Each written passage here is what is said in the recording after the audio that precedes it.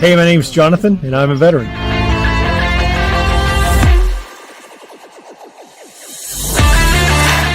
Hi, my name is Daryl, and I'm a veteran. My name is Chad, and I'm a veteran. Hey, I'm Travis. I'm an Air Force veteran. Hi, my name's Ashley, and I'm a veteran.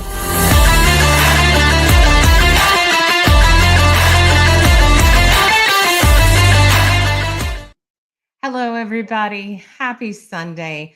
I am Carolee, and I will be the hostess this evening with Conversations with a Vet. And before we get to the interview and the wonderful guests waiting in the wings, let me go over a couple things with you. And I know I touched base with you last weekend, but Mind Over Land. If you haven't heard of them, it is a wonderful nonprofit that is put on by veterans for veterans. And it's basically trips for all phases of your life. So whether you're a service member who's just returning from a deployment, or one who was on one years ago, or somebody who never even went but honorably served, they have adventures. So they have several coming up. They usually do 6 a year. And then they have one outside of that that is for family and friends and supporters of veterans. And so I just want to run through those. So for July 11th, they have one. It is the Mid-Atlantic Backcountry Discovery. And you can go to mindoverland.org. It is free. However, they do ask for a $50 deposit because they only take 15, no more than 15 per trip. So really important that, if you are going to go, you give them the $50 deposit, but they pay for gas, they pay for food, the whole 9 yards. Then on the 5th of September, that's a Friday, they're going to be Smoky Mountains, 1,000 to 2025. And that is going to be, looks like Hartford, Tennessee. That's pretty exciting. That winds through the back roads of the Great Smoky Mountain. And it is the most visited national park. So it's made up of really jaw-dropping views that are along dirt and gravel, as well as 2-track paved roads. So make sure that you RSVP if you're interested in that one. My all-time favorite, excuse me, is Veterans Day weekend. It sounds like everything going well will be Friday, November 7th, and that is going to be the Linville Adventure Pasture in North Carolina. That's in Nebo, North Carolina. Again, November 7th through the 9th. And that's one that is open to everybody. So it is their annual Veterans Day event. And it's going to have 4 trail rides. 3 of them are stock friendly, campfires, camping, and so much more. It's all free. They're going to also have a raffle to help raise funds for the nonprofit. This is usually their largest fundraiser each year to help with the rest of the trips that they do throughout the year. They have one coming up December 5th. That is South Carolina Adventure Route, Georgia Traverse, and that is going to be in 2026. So far, that's January 16th. And then South Carolina Adventure Route, February 20th of 2026. And looks like they have several others that are out there. So feel free, go out, take a look at them. Some wonderful people I've had the pleasure to get to know over the last few years. And I'm really proud to say, that we've become friends. And take a look. You're going to really love it. The other thing I want to talk about is Objective Zero. And I'm going to share my screen for that because this is something that is from an Army veteran, Justin Miller, and he created objectivezero.org. And I hope that I'll be able to have him come on the channel and share his story as well. But in the meantime, if you're having, depressive thoughts, thoughts of harming yourself, any of that, there is now an app. And this app is through Objective Zero Foundation. Their mission is combating military and veteran suicide through a connected community of peer support and access to mental health and wellness resources powered by technology.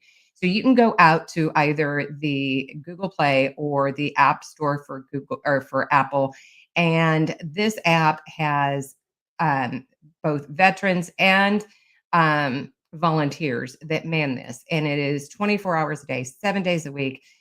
This is outside primarily of the VA. So if you want to be able to talk to somebody who understands what you're going through, this is a great app, and I recommend go ahead and get that downloaded. Okay, so I think that pretty much takes care of some housekeeping stuff. So I want to give a big shout out. Jason, thank you. Angry Sarge, welcome. Chad, welcome. Yes, you made it just in time. Glad to see everybody here. So please help me welcome Otis Seamon, and he is a Navy veteran. Hello, hello. Hello. How are you? Doing well, and you? I'm doing great. It's really good to see you face to face, and I want to thank you. I'm very honored to have you join me tonight in this conversation. Um, Randy, welcome. Randy Traxler, he's out there. So I want to start by having you tell me a little bit about who Otis was as a child. Like backstory? Yeah. Let's see. I was born in Okemah, Oklahoma. Lived in Dustin for a while until I was like 2. My dad was, at the time, he was working in the oil fields, and then he went back into the Army. He did a split service. We ended up moving to Aurora, Colorado. My little brother was born there. Then after that, we pretty much went all over Europe, wherever he was stationed. Oh, wow. Then whenever he got out of the military, went to Arkansas for a couple of years, and then back home into Oklahoma. Graduated Henrietta High School. Okay. So let me ask you, what was it like for your schooling then going? I mean, obviously, I'm assuming you went to school here in America, then while you were overseas as well. What schools did you go to as far as overseas? While we were overseas, I don't remember the name of the school, but it was a school on base, but we had German teachers, and that's pretty much all I can remember about that. That's okay. Was it difficult? Not really. I got a chance to learn German. We had different language teachers, so we learned a little bit of German, a little bit of Russian, a little bit of Spanish, a little bit of French. Wow. Then, can you still speak any of it? No. No. I can count here and there and little words and stuff like that, but no, that's pretty much it. That's all right. I took Spanish for 2 years, and I could probably get through the alphabet, but yeah, that's about it for me. It's been a long time, so I understand that.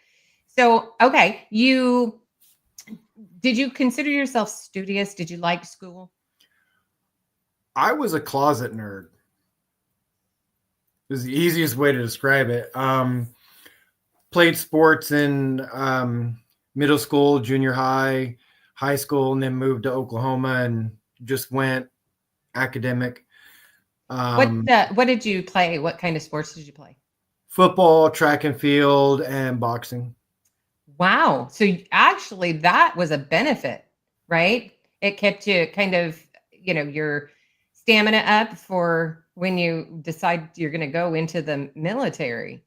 No, it was pretty much like something to do. Okay. All right. I I tried running once. No, that's not for me.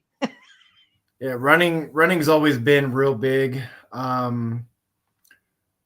don't know. My body just likes running and Wow. can handle a long distance.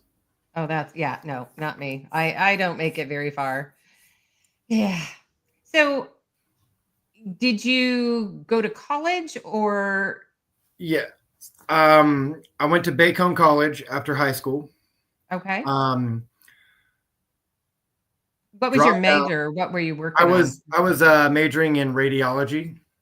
Wow. Dropped out of Bacone, and me and a friend went and toured Europe. So I took all my tuition money, pulled it out, and went stupid. So, what It's did the you like easiest. about Italy? The food. I'm big on food. You learn more about the culture by actually eating your way through the country.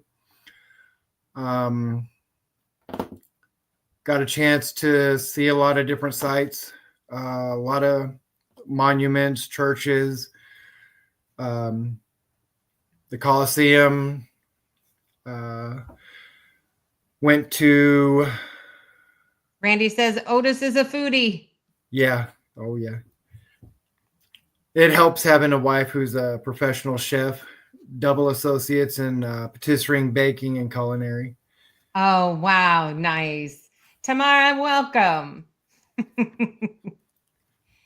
So, okay. So, at what point you get back to the United States?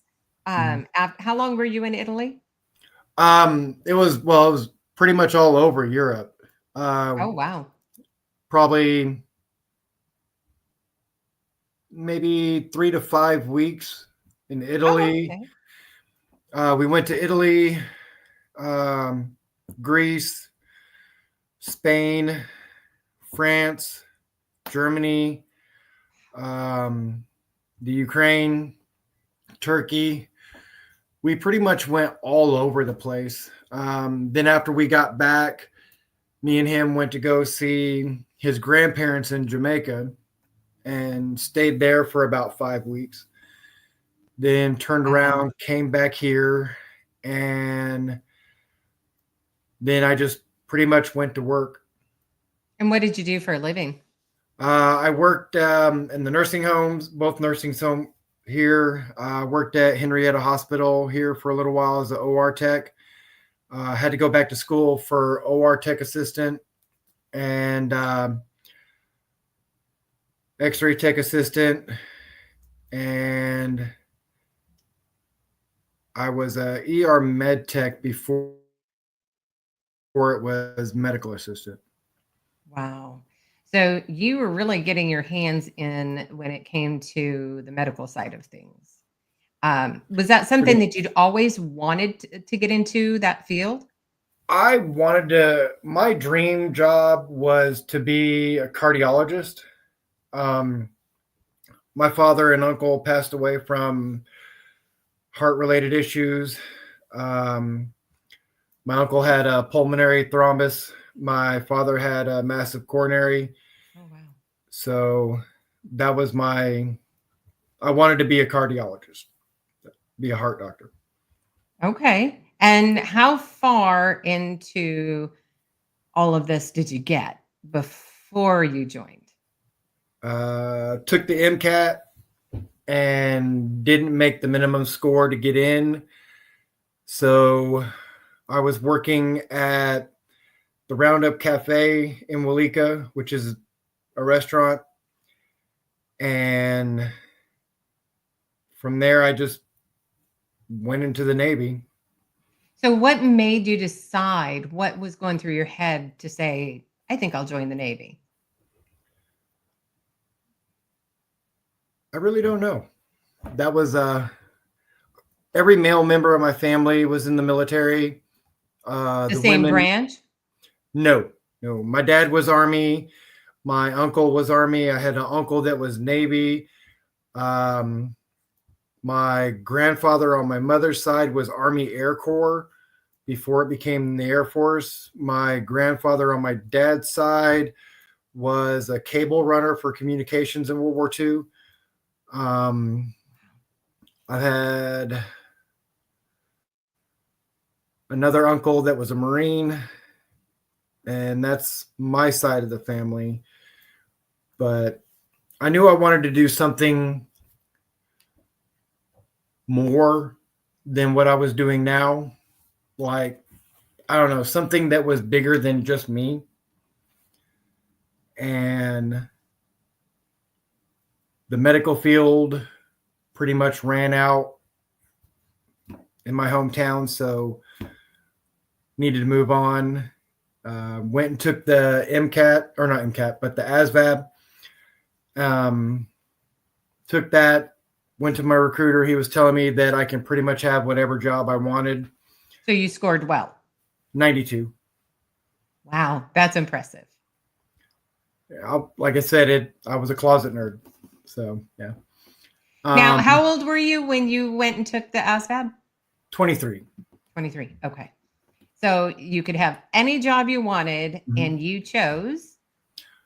I didn't choose. They asked me what I was doing before I came and talked to them. So I opened up my backpack, took all my medical certifications out, and they're like, "Oh, well, you got all this already, so we're gonna make you a corpsman." I'm like, "Okay, what's that?" "Don't worry, it's the easiest job there is in the Navy. You won't have to do hardly anything. Your day doesn't start until noon. It's cake." I'm like, "Okay." And go through boot camp, get out of boot camp, go to Corps school. I was actually a instructor's assistant in Corps school because of my background already. Leave Corps school. Let's go back just a second. So you talked about boot camp. What was it like for you getting to boot camp? Cold. I went through during the winter. Oh, wow. And it was the end of the year. Graduated boot camp in December 14th.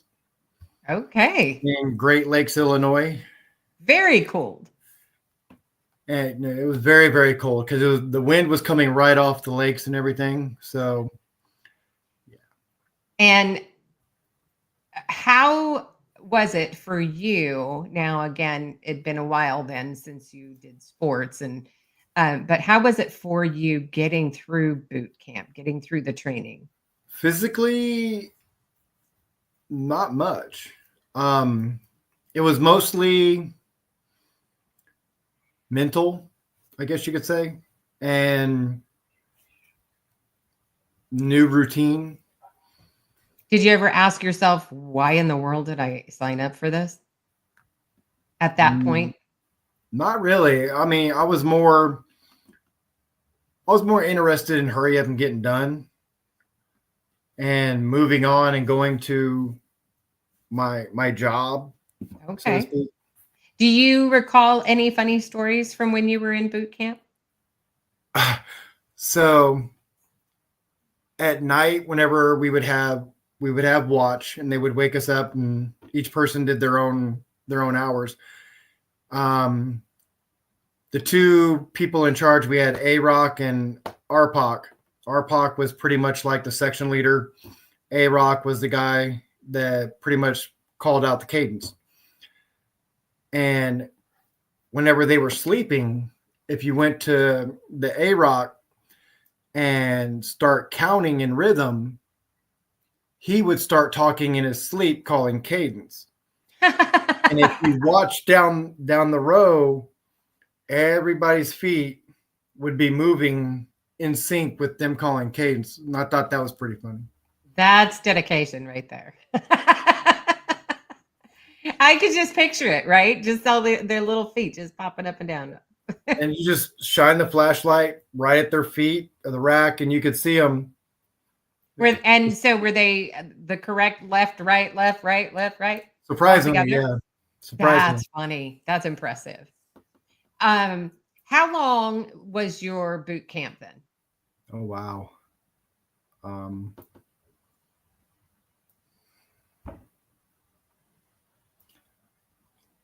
from September 28th to December 14th. Okay. Okay. So what? 3 months basically, 3 months. Mhm. give or take. What did it feel like for you for graduation? I was proud of myself that completed it. Had I felt like I had a stronger sense of purpose and direction. And what year did you graduate? 99. 1999. And okay, so you graduate, you know you're going to be a corpsman. Mhm. At this point, do you know yet what a corpsman is? Mm-mm. No. Okay. Recruiter didn't really tell me much. They just said that you're the medical part of the Navy, and they left the Marine Corps part completely out. Didn't Right. say nothing about that.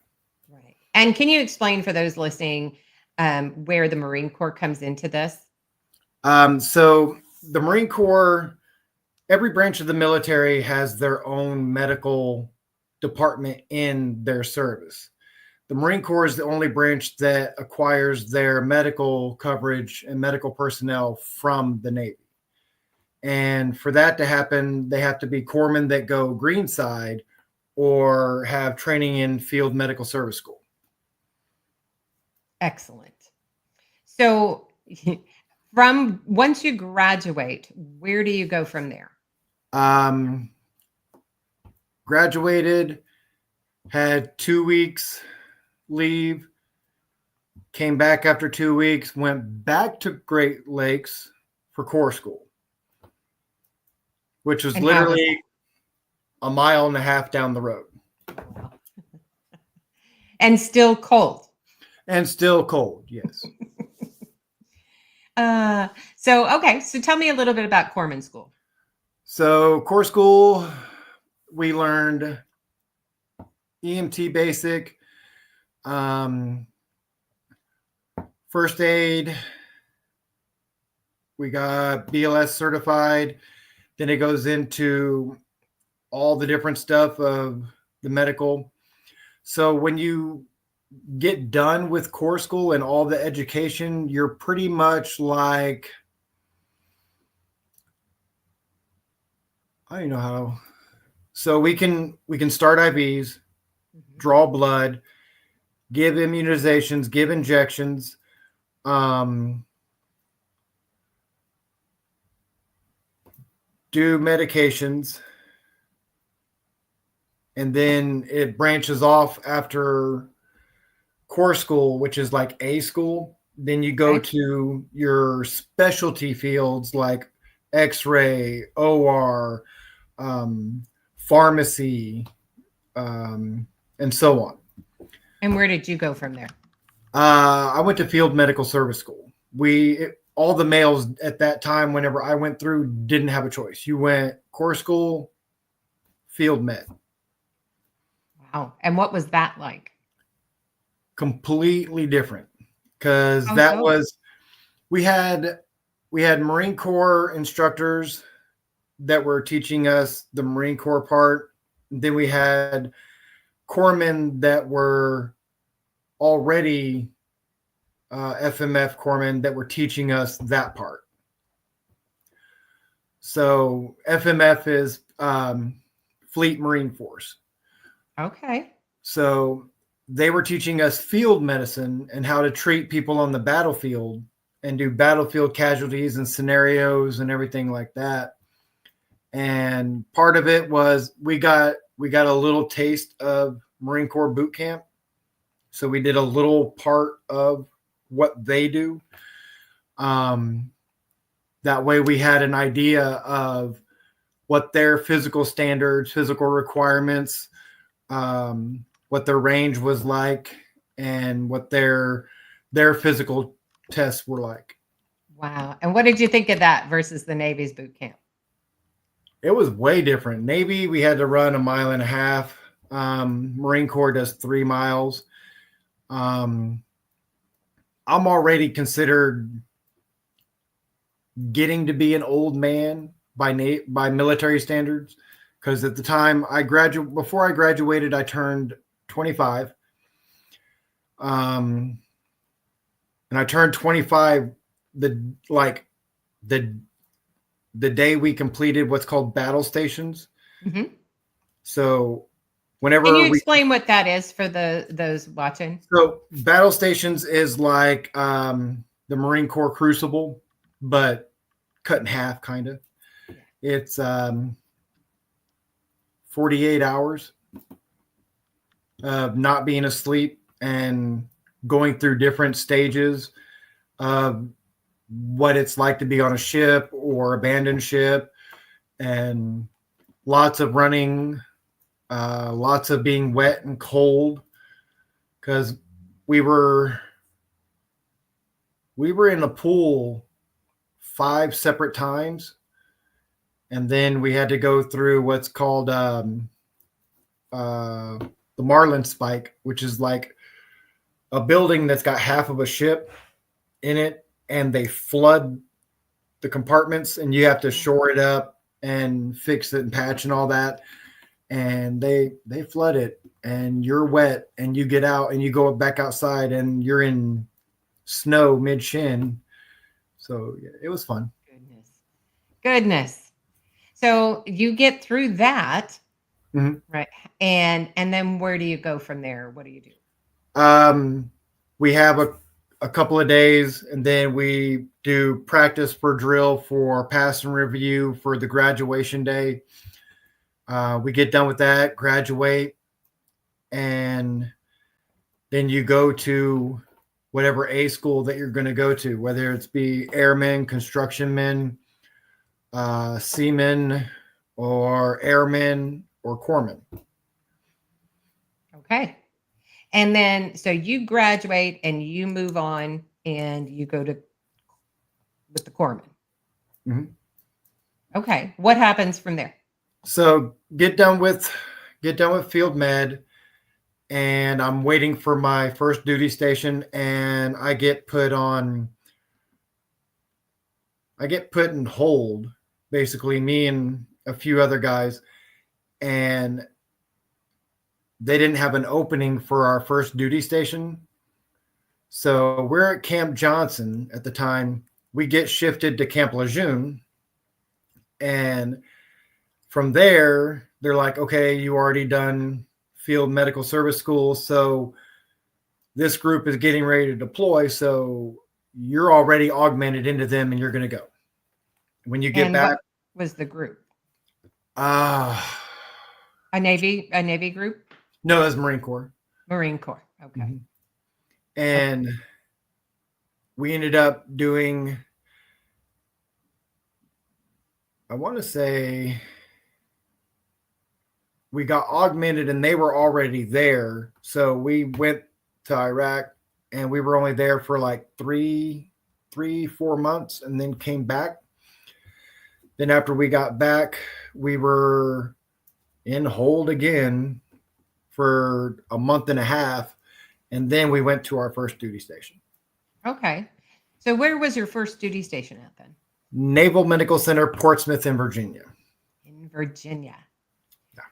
Now, let's step back. So you went to Iraq, and you hadn't been there previously. Right? Okay. What was it like for you when you first planted your feet in Iraq? What was going through your head?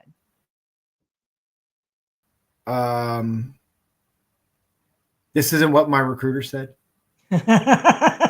Yep.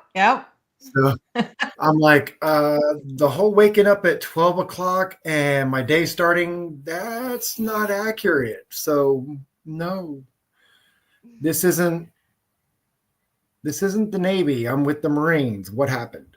Right. So, okay.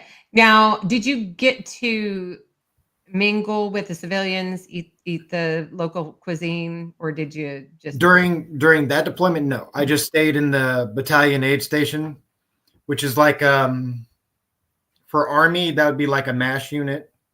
Okay. So I pretty much stayed there, did sick call, minor things like that. Pretty much like a on the spot ER kind of. Okay. Okay. Yeah, like what we've got those urgent cares and things like that. Yeah. Okay. So from there, you come back, you get stationed in Virginia. Mm-hmm. What are your duties there? So my first part of the hospital, I worked in labor and delivery and Oh, wow. No, No? nope, did not like it in any way, shape, or form. I mean, the most experience I had with delivering anything was livestock. And I'm like, yeah, I'm not liking this. So got transferred from labor and delivery and postpartum to psychiatry. All right. I highly do not recommend that either. How long were you there? Year and a half. Year and a half. Longer than you wanted to be. Way longer than I wanted to be. And then where did you go from there? From there, I ended up going to the USS Harry S. Truman. Okay. What was it like for you to be on the ship? Completely new and different. I loved it. Mostly because of the fact that it was like every time we left our port of birth, we would go to other ports around the world, mostly in the Mediterranean, and a lot of fun. We did Fleet Week in Key West, Florida. That was a lot of fun. But Was it? And now I've seen, of course, different movies and that kind of thing. Was it really like just a great big party? yeah. Was it really?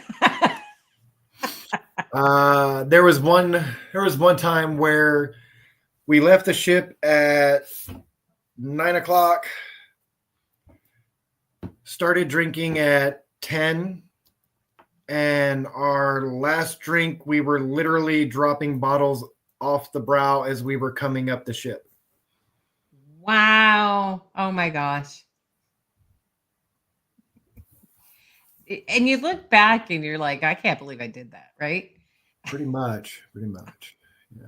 But I mean, ship life was a lot of fun, but it was also a lot of work, a lot of responsibilities, a lot of training that kept going on. We had a motto, train like you fight, fight like you train.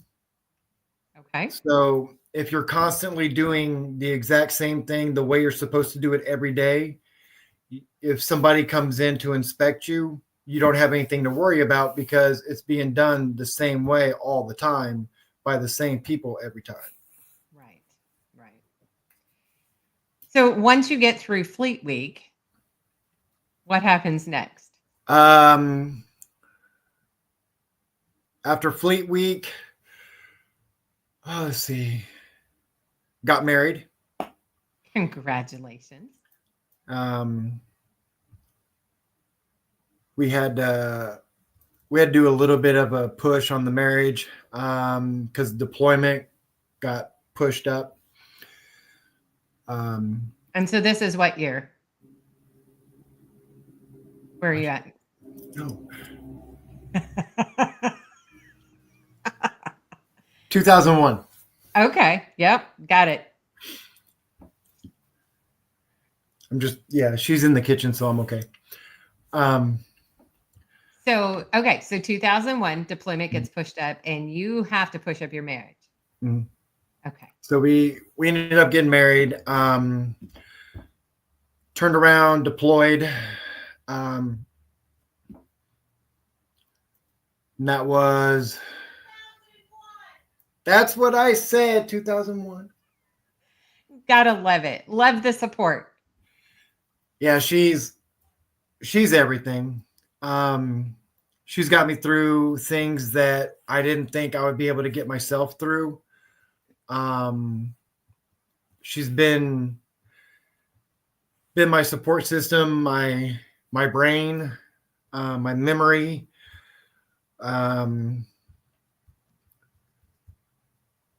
Pretty much everything. She keeps me in check because after being out of the military, it's mostly combat veterans that we really don't have a filter, and Right. the way we speak in general, people always assume that we're angry or we're yelling at them or we're being disrespectful because we're blunt, direct, and to the point. And whenever we talk, we come from a position of authority whenever we talk, but it's all factual whenever we speak. Right. So let's go back. So you get married, Mhm. and then how long did you get to go on a honeymoon, or was it immediate deployment? No, we went on honeymoon. And well, it was after deployment. It was a bed and breakfast, and we were there for how long? There's a little lag between the YouTube channel itself and the live. So I'm sure she'll answer here in a minute. Yeah. Okay. So, and Uh, then you get deployed. Where do you end up going? On board ship, we did a med cruise. It was right after 9/11, and we were already out in the middle of the ocean. So we pretty much changed course and went straight over.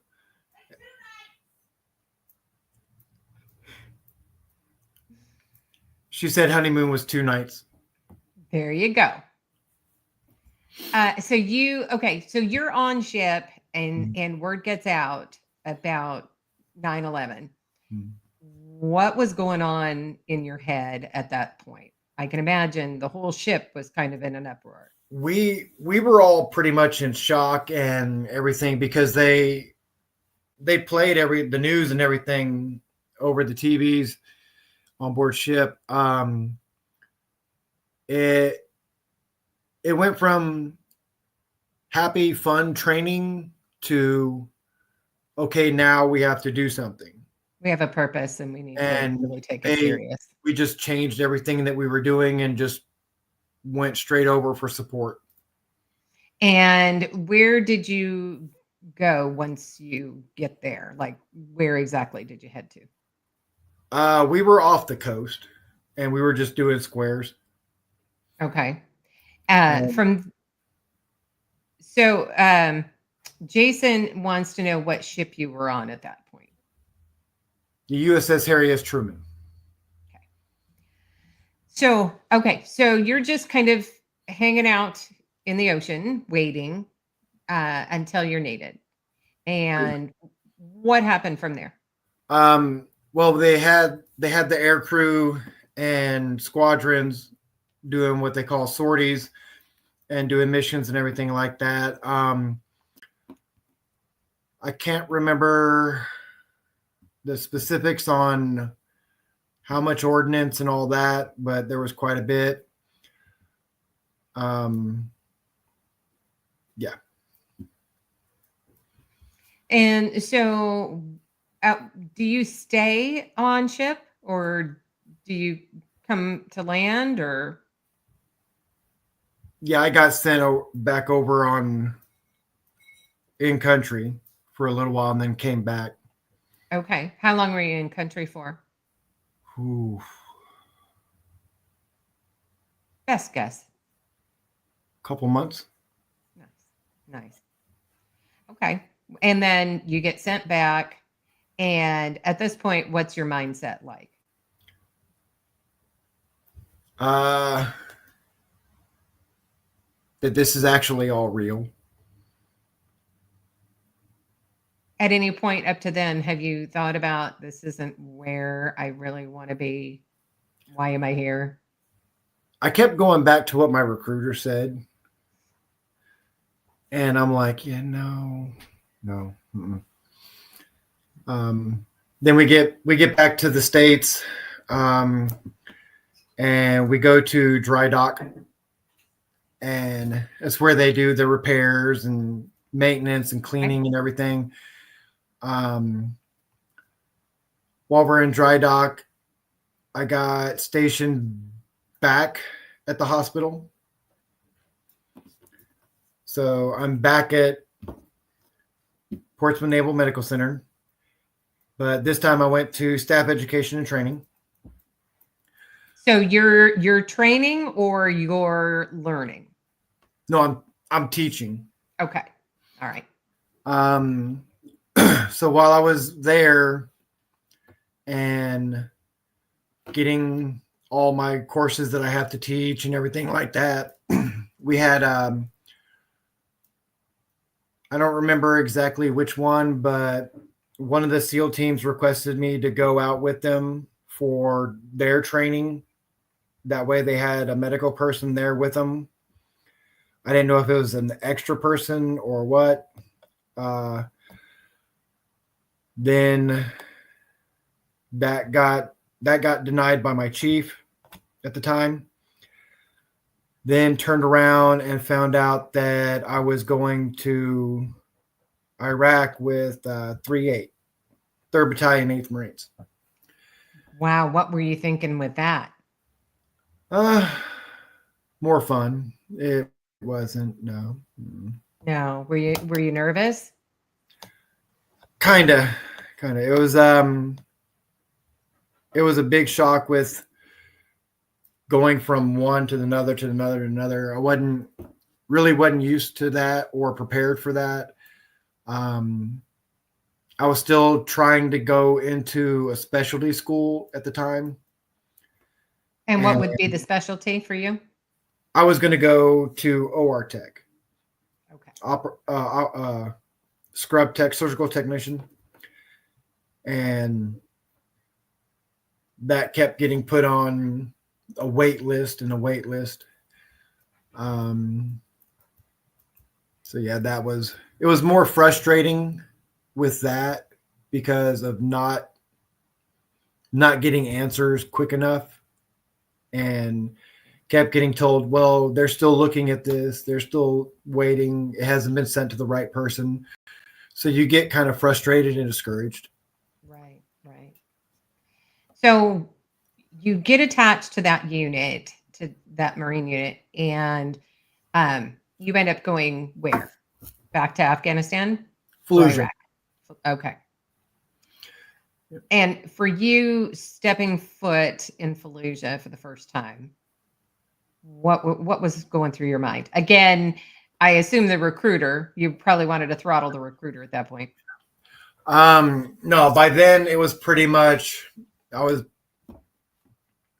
already figured everything out with them. It's like, yeah, you're going to get told what you want to hear just so they can get their bodies. But no, it was, I was eager to know where I was going to be put as far as company and position and everything like that. I was E4 at the time, so I was a HM3. And while I was there, we did, we got our Fleet Marine Force pin, the actual warfare device. We earned that while we were there. There were, I think, 13 of us that were attached to them. Wow. And I had already had my FMF ribbon, but the warfare device superseded the ribbon. And yeah, Okay. So you were attached to that unit for how long? I want to say 9 months, if I remember right. That's quite a stint, right? After, 3 months here, whatever. So did you have to stay on your base? Did you get to No, mingle with civilians? I was forwardly deployed. I got to interact quite a bit with the civilians. We got to rebuild schools, Oh, wow. build a church, rebuild part of a community. We did a lot of humanitarian supports and stuff like Did that. they appreciate that? On the surface, yes.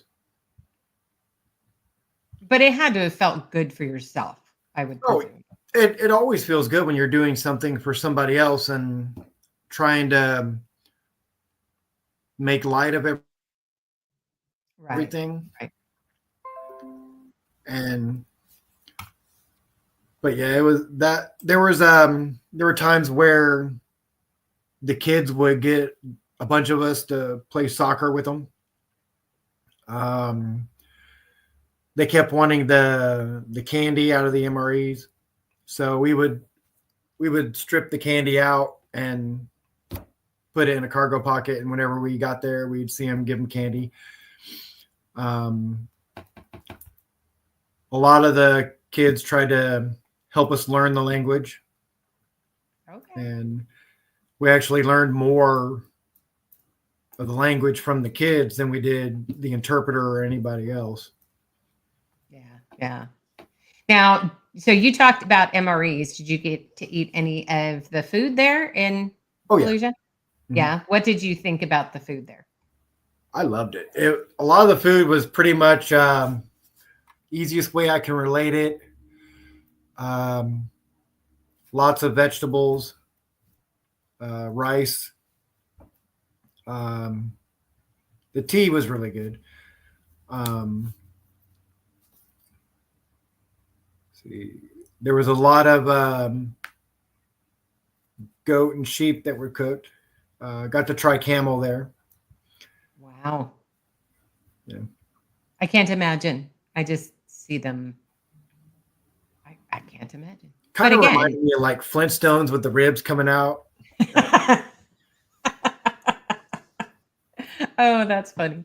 Because, I mean, I guess it makes sense, right? It's what they have available. It's no different than here, deer and elk and moose and bear and right. Yeah. So that makes sense. And so what was it like eating camel? Different. Really greasy. Yeah. Yeah. Kind of reminded me of swan and goose. Interesting. Both greasy, kind of like duck. Yeah, duck and goose are pretty greasy. Oh, yeah. For sure. So okay, now what was happening while you're there? So you get through you do your humanitarian stuff, but are you keeping busy with the medical side, or are you just working at that point humanitarian? I kept track of any medical issues that came up with my battalion and everything, and made sure that all that was there. And being forwardly deployed constantly, I got a chance to treat civilians. So that was new because I didn't really know how to approach that after being asked to do things. So that was a big culture shock. There's certain ways you have to interact with the population over there. Like if you need to speak to a female, with me being male, I would have to speak to the male and have him talk to her and then back to me, and then like a triangle. Right. So for the service members, for the Marines that were there, what would you say was the biggest medical thing that they had going on over there? Like, I mean, obviously I'm assuming it was dry. There really wasn't that many heat casualties. We were always drinking water, no matter how hot it was, and well, how hot the water was. Right. There was a time actually that whenever I did the wet bulb, dry bulb test for the heat outside, it was 151 by like 11:30. Wet test and dry. Wait, what is that? It's a unit you use to test the ambient air temperature. Mhm. So you put it out there on a table or a bucket and everything, and you can measure the temperature outside. Wow. Okay. All right. That's interesting. And you said 150? 151. Oh my gosh. And you said that heat was not as big an issue as I would think. It's, to me, after living in Arizona, that's the biggest comparison that I can use. The terrain looked a lot alike. Okay. And so like did they have issue with, bugs like the big spiders or snakes or any of that? Spiders, yes. Scorpions, yes. Mostly scorpions. I actually got told that it was lowering the morale because I would sleep in a body bag tied to the fronts of 2 Humvees to stay off the ground. And it was lowering the morale. You'd think they'd say, Yeah. "Oh, that's a great idea. I think I'm going to copy you." I actually had quite a few guys ask me about getting one for them to sleep in. And I gave one guy a body bag for him to sleep in and everything. And he's like, "Doc, it has my name on the tag." I'm like, "Oh, I need that back." And he's like, "Wait, what was that?" I'm like, "Don't worry. Just, take the bag and make sure I get it back." Okay. Yeah, that would be a little disconcerting, I would think. No, the weird part was there's actually a zipper on the inside. Interesting. That is kind of weird. Yeah.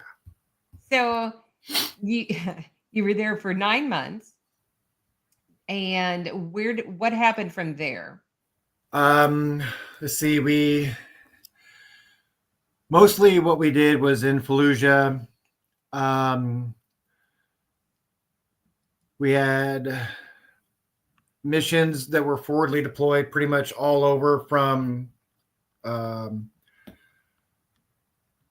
where we were originally at all the way to the Euphrates. And there's actually parts of where we were at, where our area of operation was at, that were rice paddies.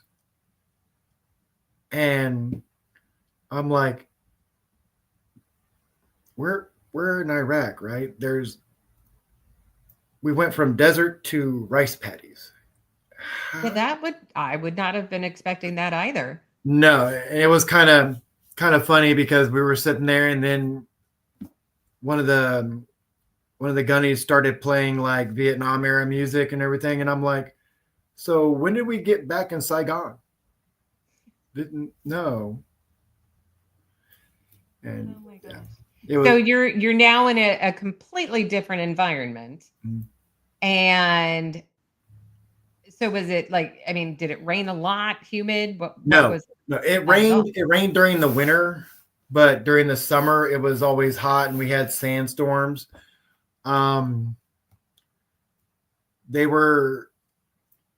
It was like watching a wall of sand instead of like Oklahoma. I'm used to tornadoes. Virginia, I'm used to hurricanes. Right. I'd never seen a wall of sand coming at you. And I'm like, what the hell? And the easiest way I can describe it, if you've ever watched The Mummy and it's got the sandstorm coming at them, or Hidalgo with a sandstorm and the guy on the horse in the horse race. Yeah, we would actually crawl into our sleeping bags and zip them up. Oh my gosh. Well, see there, yeah. I mean, you could have done that with the body bag too, because it has a zipper on the inside. Mhm. That was already put away. We just threw our sleeping bags out real quick and zipped up. Oh goodness. So, um, you talked about treating civilians, right, Mhm. while you're there. Um, Now, I know you and I had a conversation about one, and I don't know if this is the same deployment. Mhm. Um, is that something you can talk about? The the sheik's grandson. Yes. Yeah, so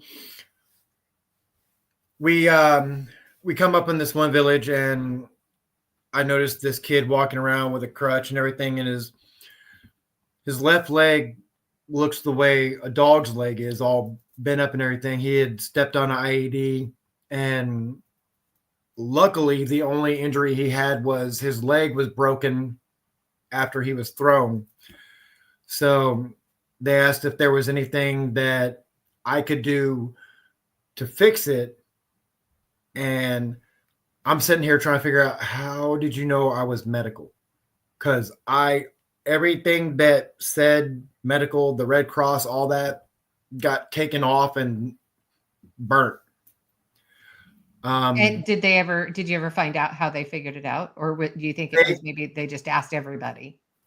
No, they can tell. They know because of the way our bags are. And I try to make my medical bag look like the day bag that everybody wore there. It's kind of like in Vietnam when the kids would be watching the GIs walk, and they'd be like, "Hey GI, hey GI, hey GI, hey Doc," and then Doc would get hit. So that was always my biggest concern, especially after we learned that Corpsman had a 7-second life expectancy once we stepped out of a vehicle. Wow. So I get up there and I'm talking to this kid and everything through the translator. And I'm like, okay, so I'm looking around and the sheik is there, but there's guys with rifles pointed at me while I'm talking to this kid. And that gave me a real big heads up on who he belonged to. So I was like, okay. And then I got to the point where while I'm talking to him, I'm like, it really don't matter what I have on at this point. It's not with as many people that are pointing rifles at me. So I took my medical bag off, dropped it on the ground, walked over to my staff sergeant, took my flak jacket off, gave it to him, took my hat off, gave it to him, took my helmet, gave it to him, took my blouse off, gave it to him, put my glasses back on and went back over to him. He's like, "Doc, you can't do that." I'm like, "It don't matter. It really don't. With as many people, no." He's like, "Okay, but we're still here." So I go and I start taking a look at the kid, and I see where the breaks are that healed improperly. So I get out all my supplies and I go ahead and I give him 2 hits of morphine, and he's just about ready to pass out from the narcotics. And I get his leg up on my shoulder and I'm watching him. I'm like, okay, now's a good time. I re-break his leg and he just pops up and screams, but nothing comes out. And then he passes back out. Oh, wow. And I'm like, okay, now I can do the rest of it. So get everything broke, line back out, splint it up, put a cast on him, and explain to the translator how to medically take care of it, aftercare for a cast and splint. And I gave him medication, antibiotics, and pain meds so that he could give it to his dad or his grandfather. And he gave it to his grandfather, explained what to do. And I'm like, okay, everything's good. And everybody lowered their rifles and went about their business and everything. And I'm like, okay, we're all good now. And we left. And they're like, "Doc, do not ever do that again. Leave your gear on because that is going to keep you alive. I'm like, not in that situation. If something bad happened, I don't care. Nothing would have helped. Yeah. So when they've got you pretty much surrounded, kind of, yeah. Yeah. Reminds me of one of the old westerns with the Indians circling the wagons. Yeah, that's pretty fair. So, okay. So they let you go, and what happens from there? What do you end up doing? We carry on with the rest of our missions and everything like that. And we're coming back through the same village doing a humanitarian support and everything. And on one part of the village, we're actually building a school. So they're doing that. And I'm walking through the village and I see the kid again. And no, Tiger. I see the kid again, and his grandfather comes up to me, and all of his guys were there with him again. And I'm like, okay, great. Something's going to happen. So the translator's telling me that the sheik wants me to get on my knees. And I'm like, I've watched way too many movies where this doesn't end good for the person being told that. But I'm like, okay. So I take my hat off and my glasses off, and I have my gunny and my captain that are right there, and they're watching me. But I noticed none of the guys around him are armed this time. Okay. So I'm like, okay, maybe this ain't so bad. So I get down on one knee and everything, and he has a bottle of oil, puts it in his hands, rubs his hands together, and puts his hand on my head and starts blessing me for taking care of his grandson. And after that, every time we went to that village to do anything, they would take us to another section of the village and pretty much house us. Oh, wow. So we would get put in this one big house, and they cooked for us, brought food in, tea and everything, and we'd sit around talking to all the old guys and everything. And it was weird but good at the same time. Right. Gosh, what an interesting story. I mean, that's just amazing for that to happen. So, okay. And you're there again is this during the 9-month period that you were there? Okay. It's all the same tour. Okay. So what else happens while you're there? Let's see. Oh, while we were back behind the wire in the safe zone, another funny thing.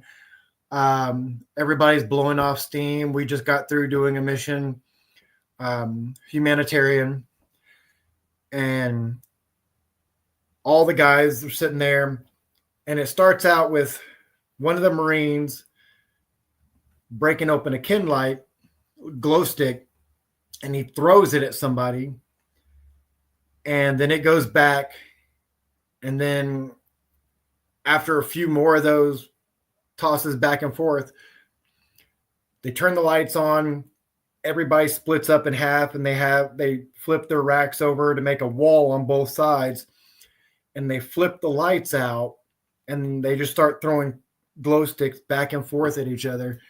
And I actually had a video on that on my old Facebook account that I don't have access to anymore, along with all my pictures to Iraq. And that was just hilarious. It lasted like 35 minutes, just back and forth until they started using IR glow sticks where you can't see them unless you got night vision.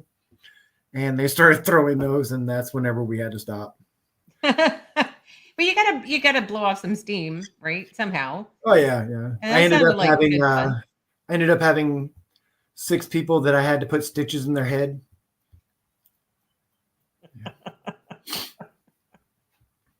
Oh, that's interesting. Okay, so from there, what happens? Where do you go? So after that tour,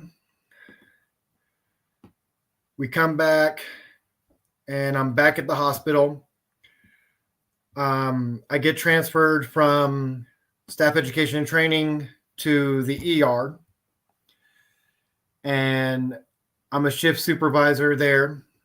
Or before I get transferred down to the ER, my Master Chief Kilroy, and my Chief Toll.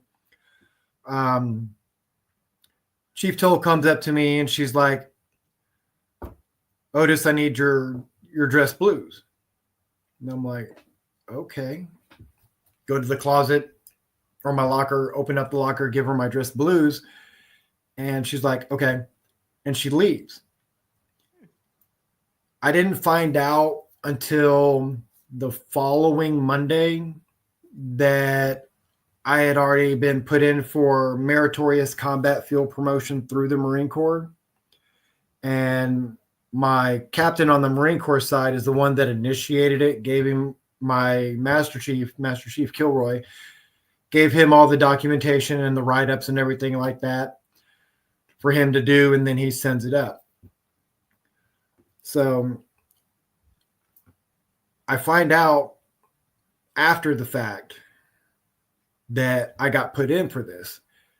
And I'm walking down the hallway in the hospital, and I have my Master Chief on my right-hand side and my chief on my left-hand side, and there's two guys from Shore Patrol with rifles walking behind me and one in front of me. And I'm like, And you're like, what did I do? This ain't good. He's like, "Whatever happens, just keep your head high, chin out, and just take it." I don't know how to respond to that.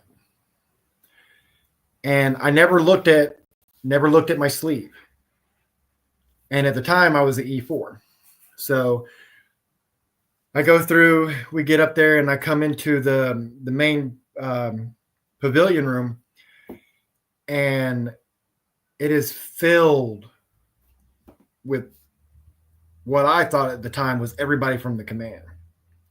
And then I look up on stage and I see the Commandant of the Marine Corps, Secretary of the Navy, Secretary of the Defense, 7th Fleet Admiral, and then my CEO, XO, and Command Master Chief. And I'm looking up there, and then I look back at my Master Chief, and he's like, "Oh, by the way, you need to look at your sleeve. Make sure your rank is right." And I look down at my rank, and I'm like, "There's an extra chevron." He goes, "So how's it feel to be promoted?" And I'm like, "Oh my God." So yeah, Just that took was how many years off your life, right? it did. Now, And was then that something that normally would happen that they would do for the Mm. corpsmen that were No. attached to a Marine unit? No. The last time a corpsman got that award, from what I was told, was 1971. So the last time a corpsman got promoted that way was during the Vietnam War. Wow. Then that's a huge honor. Were you obviously you were surprised? I was beyond surprised. Didn't know how to act, didn't know how to react, didn't know what to say. I just tell people I did my job and did what I was trained to do and what I thought was best. Right. What was it like meeting the Commandant? That was the second time I met him, because the first time was actually in Fallujah. He was handing out his coins and everything and giving his little speech and everything and trying to morale boost and all that. And yeah. Nice. Interesting. This time it was a little bit more rigid and more, to me, it seemed more scripted whenever he spoke, as opposed to what he said over there, which was, night and day. Was it just military members that were there, Marine and Navy, or were there family members, any of that? My wife was there and my daughter was there. It was like a year after. No, wasn't even a year. Because I delivered my daughter and then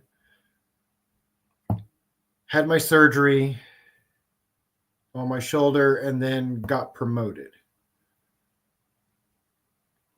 Nice. Let me ask to make sure because I can't remember.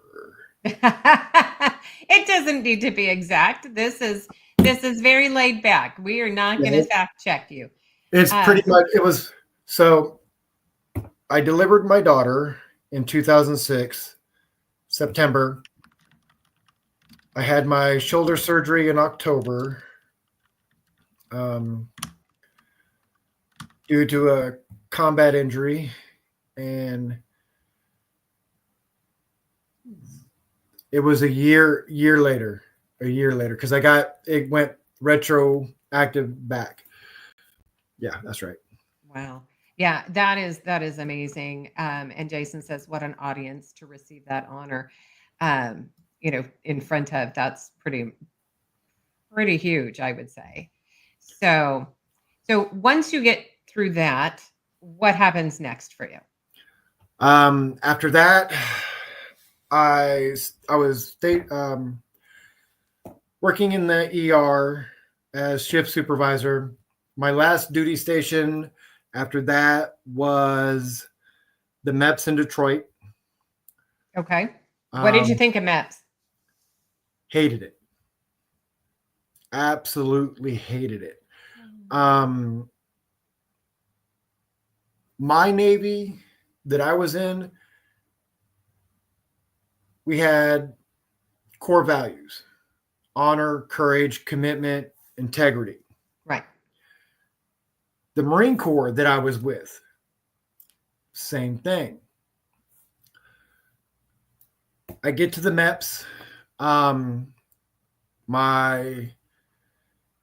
The first sergeant that was there, my very first interaction with him, he goes, "You're Navy, I'm Army. I have no understanding of your rules, regulations. I do not know any of that stuff. You're on your own." And I'm like, okay. Well, that's helpful. So that's my first impression of how the Army is now compared to how the Army was when my father was in. So that gave me my mindset of what to think about the Army. The commanding officer of the MEPS at the time was a Marine Corps major, which is a little bit beneficial for me with me being a corpsman and being with the Marine Corps and having my FMF pin and ribbon. Helped out a little bit. Did people find that strange having that when you'd walk past them to have that on? With being there, yes, because I was the only active duty member there. The rest of them were civilians in the medical department or on the med line. While I was at Portsmouth Naval Medical Center, because of being Marine Corps regs, I got to wear can't remember the name of it, all green uniform. Okay. Olive drab with the hat, but it had the Navy corpsman patch on the sleeve, which threw a lot of people off, especially whenever your rank insignia is a crow with chevrons underneath it that's silver. So Marines are taught to salute silver. And I got tired of it until, no, I'm not an officer. I'm enlisted. And then they couldn't tell until they got really close up on you. And then they would look at the sleeve and see that. And they're like, "Damn it, Doc, no." You say, "I can't help it." I'm like, so I learned to position myself when I walked to where the rank was hidden, so they would have to look at the sleeve. So that worked. But yeah, so at the MEPS,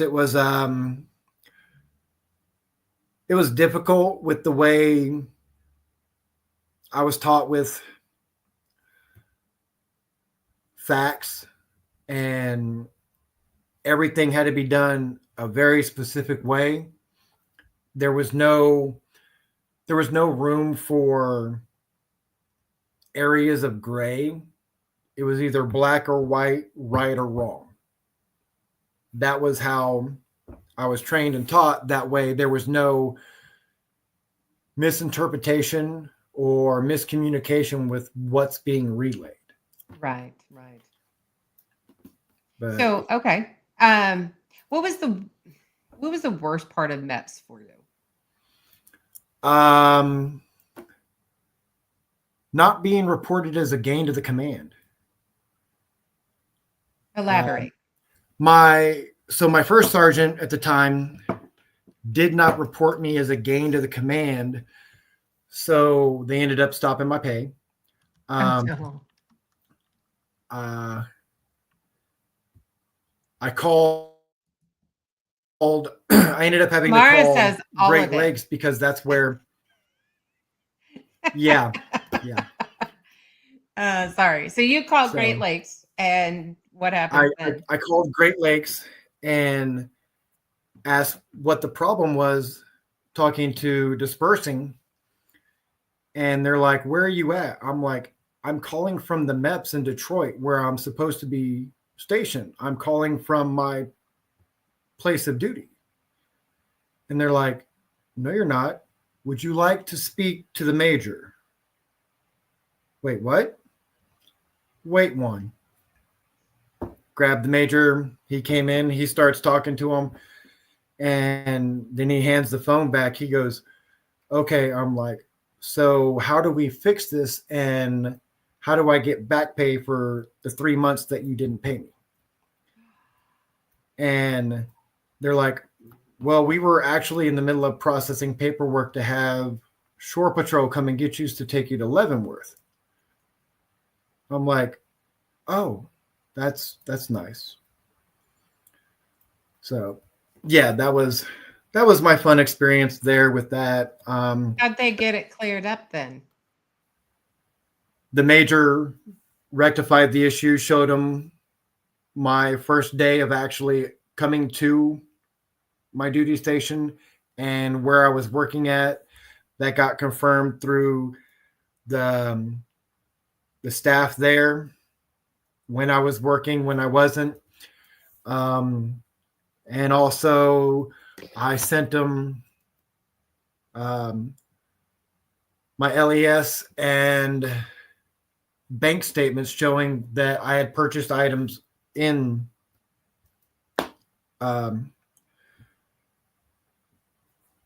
where I was living at in Michigan. Wow. That had to be 3 months. That had to be so difficult for you and your wife.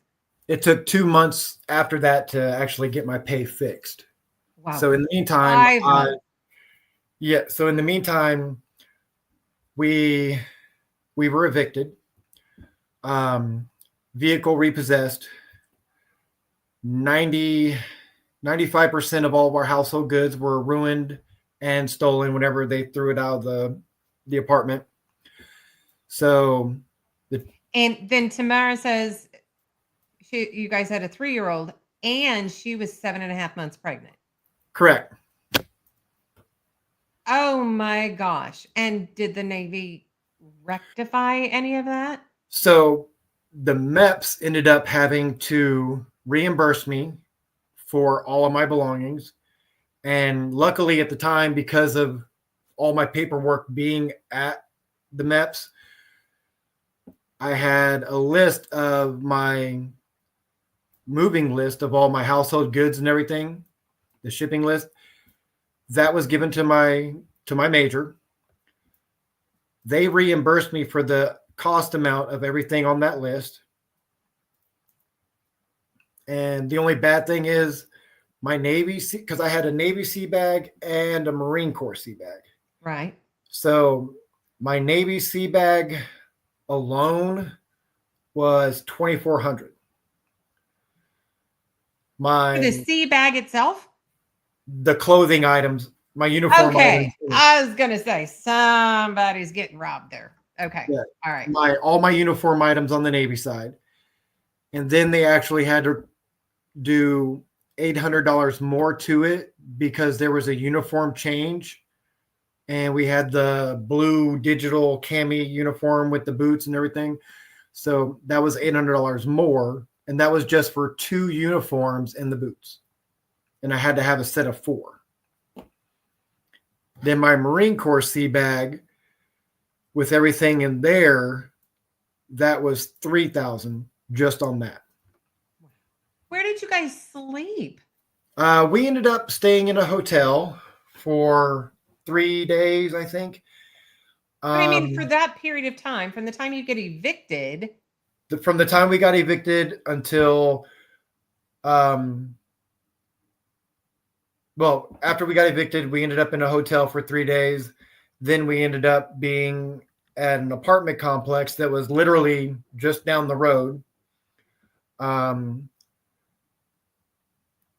moved in there and had all of our, we ended up having to like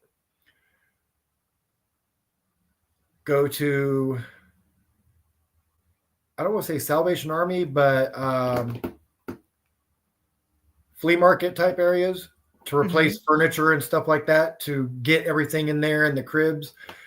Got that done. My wife's family actually paid for all that. And then after we got reimbursed from the MEPS, the Navy also reimbursed us for stuff because of the fact that we ended up losing everything and all of our belongings, the list and everything. And that first sergeant ended up transferring soon after that. which is a good thing. Yeah. So, yeah.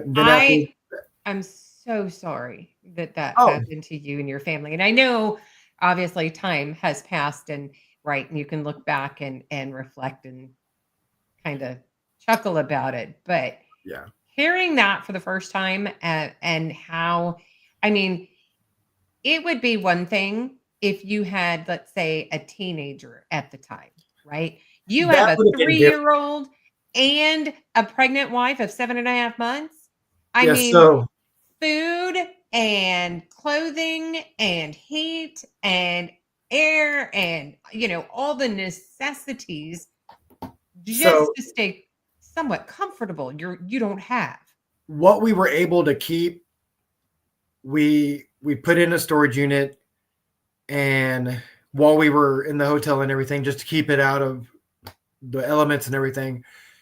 So we get moved into the new apartment, and it's upstairs.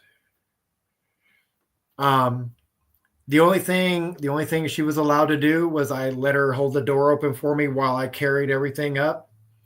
So she still makes fun of me about carrying up a sofa on my back up the stairs by myself. I wouldn't even let her pick up the cushions because they kept saying that she was high risk and everything. So I don't know how she didn't have that baby early with all of the stress of that. I don't. Yeah. Mara, you're a rock star. So, okay. So you managed to get her settled, get yourself settled, get your child settled. Now you only have, month and a half before your next one's due. Yep. Okay. So we're all situated and settled and everything. Everything is good. We actually ended up having amazing neighbors. I mean, super amazing. I still talk to him today, and wonderful. He so she ends up having Logan, my first boy.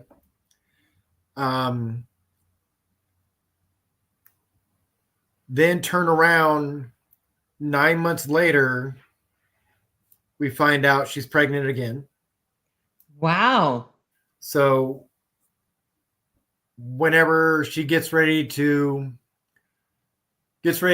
come close to delivering Nathan, I literally went to my major and I'm like, is there a plane somewhere for me to go to Iraq, Afghanistan, Somalia? I don't care.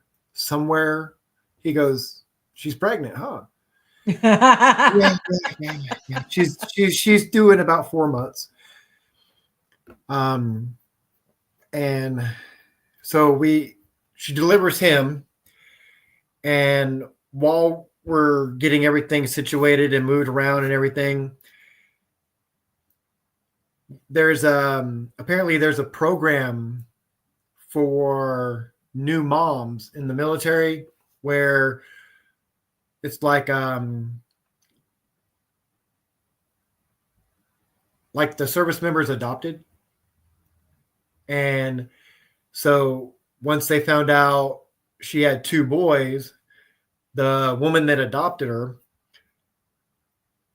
had two cribs that were the ones where they grow with the baby. Yes. A little sea bag full of baby supplies for both of them, toys, just a whole bunch of stuff that mom needs. Can I put you on hold real quick? Absolutely. While Okay. you do that, I will have the conversation. So, Okay. So while we wait for Otis to come back, just a reminder, if you haven't already, please, please, please go out, like, subscribe, hit that notification button so you don't miss any of the new content and the conversations that I have with our veterans every week. Additionally, we are inching forward to that 500 subscriber mark. So, really important for me to get that word out and hit that subscribe button, because when we hit that milestone, I'm going to be doing a giveaway on a live show. And part of my giveaway, as you see, there are things behind me, mostly books, and most of those are autographed to be specifically part of my giveaway. And they are all written by veteran authors. So I also have some little odd and end stuff as well, some other little perks. So please, please, please, really would appreciate it. And also share this content and this link with your friends and family. So it looks like Otis is back. So coming back to us. All righty. Sorry about that. That's okay. So she gets all of these, she gets basically adopted to help with the kids, which is wonderful. And then what happens from there? Okay, so from there, we met a couple more people that were really, really great. Slowly developed a support system there. Good. And then I get out of the military. Okay, so you separate. Mm-hmm. Okay, and how long had you been in at this point? 14 years. 14 years. And what made you decide to separate? Higher tenure. Elaborate. So if you don't make E6 by 14 years, they give you a severance check and send you on your way. So this wasn't something you wanted to do? No. Okay. Because the original orders I had before they got switched and I was sent to the MEPS, I was going to be sent to Camp Perry or the CIA farm, and that was going to be my duty station, going up and down the Elizabeth River, patrolling that, and being deployed off and on, back and forth to wherever they needed me to go. And I was guaranteed to pick up E6 within 8 months. The chief that was in charge of my orders at the time, and I actually had hard copy orders in my hand, and they canked them and said, no, we need you at the MEPS. So I got sent there, and that's where my career got killed. goodness. So, oh my gosh, that's difficult. Okay. And now, are you out for good, or do you end up getting back in? Nope. That was out. Okay. All right. Now, let's go back because I have a question. Okay. Now, you talked about you had originally been labor and delivery and postpartum, and you hated it. Mm-hmm. But you said you delivered your daughter. How did that happen? So she's she's in the delivery room and all hooked up to monitors, machines, and everything. And she's like, "This doesn't feel right." And I'm like, "What do you mean?" She's something. I think she's coming. I'm like, "She can't be coming yet. Let me look." I go and I'm looking at everything, and I'm like, "No, it's happening." Yeah, And the doctors aren't there. And the doctor comes in, and she sits down in the chair in the back of the room, and I just turn her, look over my shoulder, and she's like, "Don't worry, Otis, you got it. It's my day off. This is where you come in to do your job." She's like, "No, you got it." So the nurse comes in, gowns and gloves me up. I deliver her, give her her first bath, her first shots, cut the cord, do her Apgar, and I'm give her back to mom. Tamara's like, "She doesn't sound right when she's breathing." I'm like, "Okay." Take out the stethoscope, and I'm listening. And I'm like, "Oh shit." Grab her, start running down the hallway, go up to the NICU door, kick open the NICU door, get her in the crib and everything, and I'm hooking her up to IVs, monitors, getting everything done, and I'm writing the note.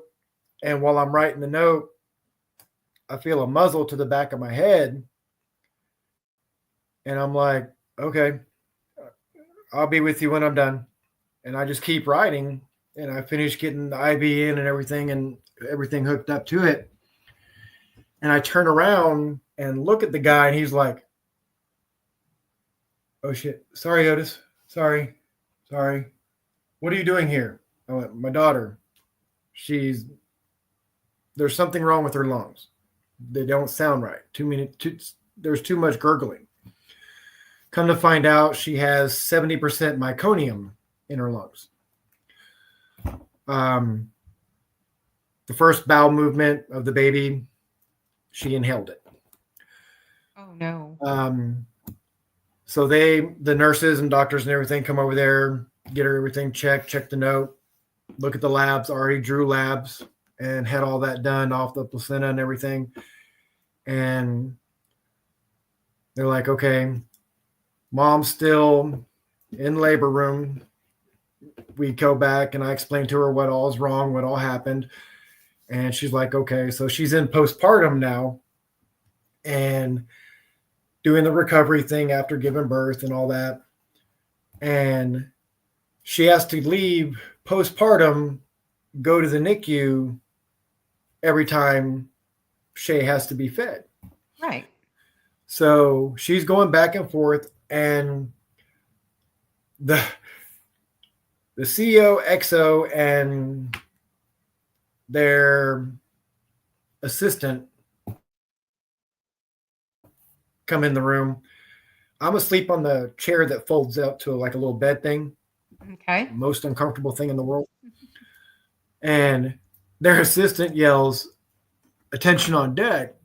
So I jump up and I'm standing at attention, and Marine Corps high and tight, everything. And the CEO's like, "You've been with the Marines too long. Put your pants on." I'm looking around. I'm like, "Wait, what?" So apparently I'm standing in front of my CO, XO, and their assistant butt naked. And I'm like, okay, so I'm getting dressed, and they're like, where's the mom at? I went, oh, she's in the NICU feeding. So I'm getting dressed as I'm leaving the room, walking down the hallway with them and explaining to them why my daughter's in the NICU and what happened and all that. So the CO ends up leaving his cover by my daughter's little incubator heater crib thing that she's in. So apparently everybody that came to take care of her that was military had to salute her before they could take care of her. And because of him coming and checking on Tamara, they thought that she was related to him because he hadn't done that before. Interesting. So her level of care changed and got a lot better, and she had a little bit of perks here and there that she normally wouldn't have got. I don't agree with it, but it happened. I'm like, okay, whatever.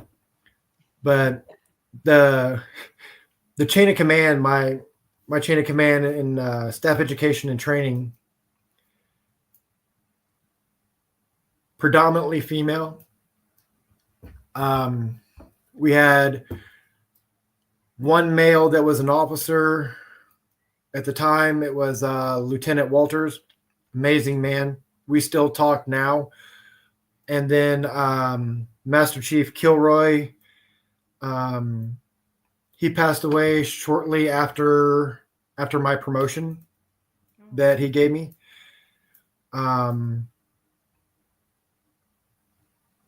He was a big push for me to keep doing what I was doing. Taught me a lot, was an amazing man and mentor. Extremely sarcastic. At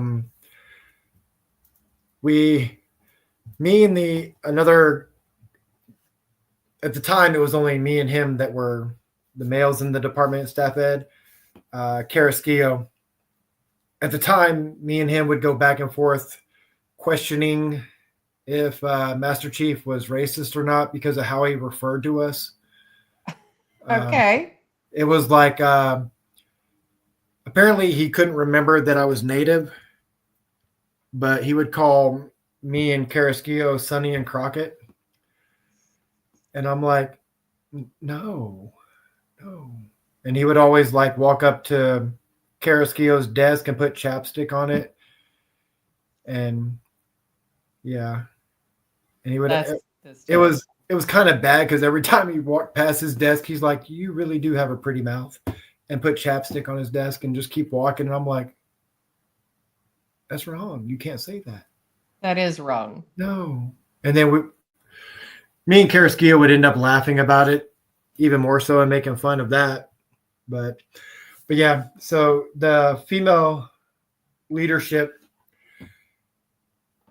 pretty much spoiled my wife when it came to a lot of things. Even a couple of my female coworkers, two of them that come to mind, three that come to mind real quick is my HM1, Deborah Reevy.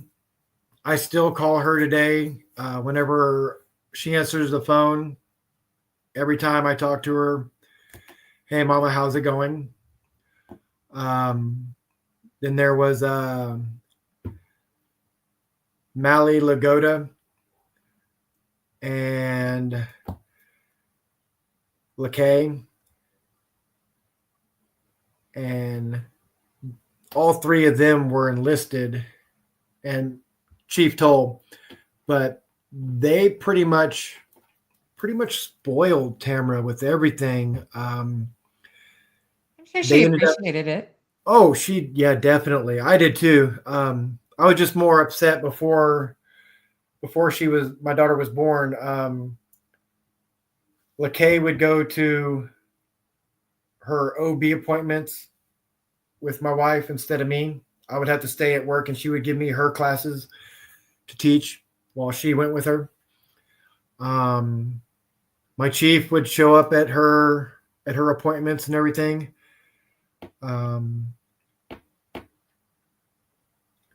Yeah, Jason says that is family right there. I still try to keep in contact with as many of them as I can, even today. But yeah, that was my biggest impression of what family besides blood really is. And that taught me that just because you got the same blood in your veins doesn't make you family. And yeah, that's pretty fair. Yep. And so let's go back and talk just a little bit. So you'd gotten an injury to your shoulder. What had happened with that? So we were in Karma and I was coming down from the position I was in on top of a building. I slid down in between two buildings with the walls, trying to hold my hands out to the side, my feet, and slide down. Wow. When I hit, I didn't land properly and my shoulder dislocated. So it was out of socket altogether, total 8 hours while treating Marines, civilians, and engaging at the same time. 11:30 that night, it took 2 Marines to snap my shoulder back into place. Oh. And I had that done just to be able to take off my medical bag and my flak jacket. That's terrible. And so what was the recovery time on that then for you? After the surgery, I was given 30 days convalescent leave. And did you take all 30 days or did you have to take all 30 days? I was told to take all 30 days. I went back to work a week after my surgery and got in trouble because I moved a file cabinet down the hallway when I wasn't supposed to. And see, I think that's like a guy thing, right? They're like, I'm good. It's all fine. Well, I mean, all the different medications I was given, it pretty much knocked common sense out of my head. That's fair. Along with intelligence. Commander CZ, can't remember. I cannot pronounce her last name. Never could. So we just called her Commander CZ because it was like that long and a whole bunch of consonants with very little vowels. She was like maybe 5'3". I think she barely got in the military on a height waiver. Oh, wow. But being 6'4", she literally reached up, grabbed my ear, pulled me down to her, and cussed and chewed me out the entire way back down the hallway, called camera and asked why was I at work and what was going on. And she's like, he said he could go back to work. And she's like, it hadn't been 30 days. Come get him. She came and got me. I went back home. 2 weeks after that, I get called into the personnel department to sign deployment paperwork.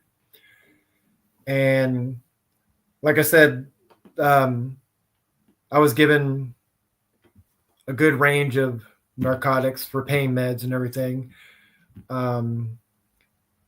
So I'm at the personnel office in front of the Master Chief there. He's trying to hype me up and everything for deployment. I'm literally so far under the influence of my medication that I'm drooling as I'm trying to sign paperwork and giggling. Oh My chain of command in my department find out about it. They notify the CO and the command master chief. They all show up. I'm getting chewed out. My master chief looks at me. He's like, "You're not signing any paperwork." Or sorry, the command master chief. He's like, "You're not signing any paperwork. You're legally not allowed to because you're under the influence." And I'm like, Good thing they caught that. I'm like, does that count with me being in the military? Is that a thing? I know it works out in the civilian world, but does it work here? He's like, no, that works. That works here too, even more so. Yeah. Okay. So the admiral comes in. He wants to talk to the division officer and the master chief of personnel. They go back in the back. He brings paperwork back out to me, spins it around, puts it in front of me and goes, "This is the only one you need to sign." All due respect, sir, I'm not allowed to sign anything. He told me not to. And I'm still, blitzed. Command Master Chief turns around, he reads it, he goes, "Oh no, you're allowed to sign this one." And I'm like, "You told me not to. So what do I do?" My chief looks at it, she's like, "Oh no, you can sign it." I'm like, "Okay, you told me to, I can." So I'm signing it, and as I'm signing it, I start reading. And I'm like, permanently non-deployable due to injury and defect. What? The hell? And I'm looking at him, and he's like, "Thank you, that's enough." And it had HM2, Otis, F, SEAM, and then a line. Because he snagged the paper. And Because of your shoulder injury. Yep. They said that due to the fact that I've already deployed multiple times, I've already had shoulder surgery that made me unstable for carrying weight-bearing loads. So I wouldn't be able to carry my medical bag. I wouldn't be able to have my flak jacket on. I've got 9 pieces of hardware in my left shoulder holding it together. Oh, goodness. So due to that medical reason, that's why I was non-deployable. Then the command master chief goes, "And on top of that, your wife just gave birth." I went, "There's a lot of spouses that give birth. That don't matter." He's like, "Go see psychiatry, and when you're done with your psych eval, I'll look at it and determine if we can push this further." Psych eval said this time that not mentally stable, not able to make full decisions on their own, severe PTSD, survivor's guilt, adrenaline addiction, and compromising self-harm due to environment. So I would put myself in harm's way just to be able to get the adrenaline rush for that. And I'm like, "You're the same doctor that told me that I was mentally stable, fit for full duty." And then we went out for coffee. He's like, I know. It's okay." All right. So I had to go with what that last one said. Right. And that had to be really difficult for you. I cried, like legit cried, because that's all I know. Right. And it wasn't something you were expecting. No, because that was, to me, that was the main part of why corpsmen were made. We're made to take care of Marines and be their coverage and our boots hit the same dirt their boots do. Right. Wow. So, did they give you any kind of training or resources for when you were separating, how to reintegrate into civilian life? You go through a class called TAPS, and it gives you a lot of good resources, a lot of good ways. Um, does it prepare you for anything? No. Any combat veteran will tell you the exact same thing. We're not able to be completely and fully integrated back into normal society. We're not. They made us weapons of war, and now they expect us to be peaceful. Right. One of the Marine Corps major actually made a statement about, you're not a nice person. You're a monster. That's what we made. That's what we want. You're there to do the things that normal society can't and won't be able to understand. And you have to make peace with that and live with that. I'm like, okay. Good analogy. Did it help you, being that you had been back in your original trainings and been in the psychology side of things? Did any of that help you to get through the transition Humor. initially? Yeah. Um, Yeah. Lots of politically incorrect dark humor. But no, actually getting us ready for transition back into normal civilized society. No. I was dealing with night terrors and sleep paralysis, blackouts,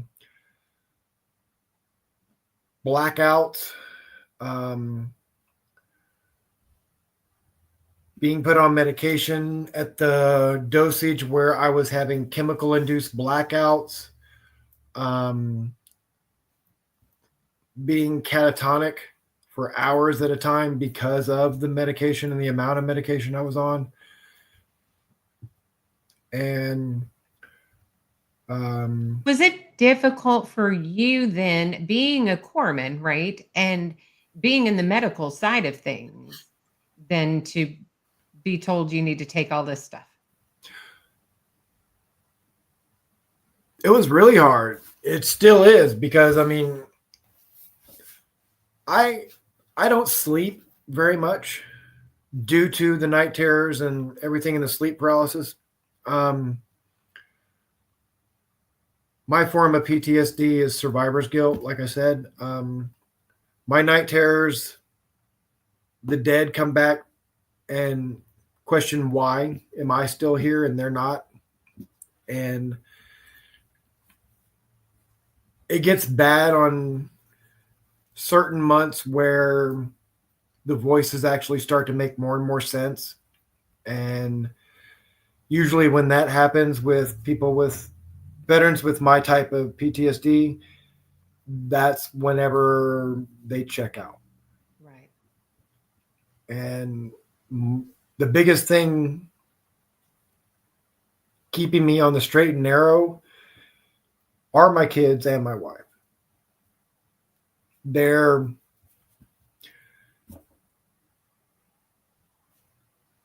the calm. Right. And when it gets really bad,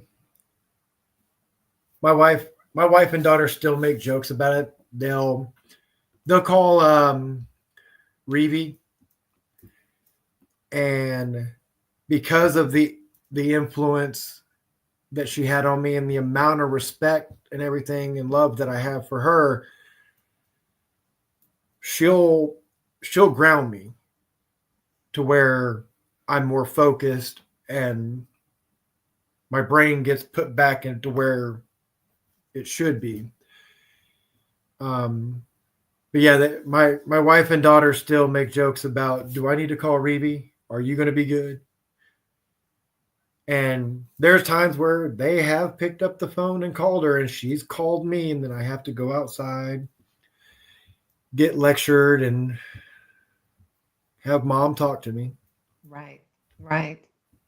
And have you had to go to the VA? Have you utilized the VA resources then? In the beginning, I did. That's where I got put on more medication than what I should have. It was pretty much a have to moment. So now that was in my first trip to the VA was in Arizona. That's what actually got everything started, where I had my disability rating started, and they told me when I first started my disability paperwork and everything, they told me, don't be surprised if it doesn't take 8 to 10 years for this to kick in and everything. It was like a year later that it kicked in. And it was at the same time that a veteran committed suicide on the steps of the Phoenix VA. Wow. And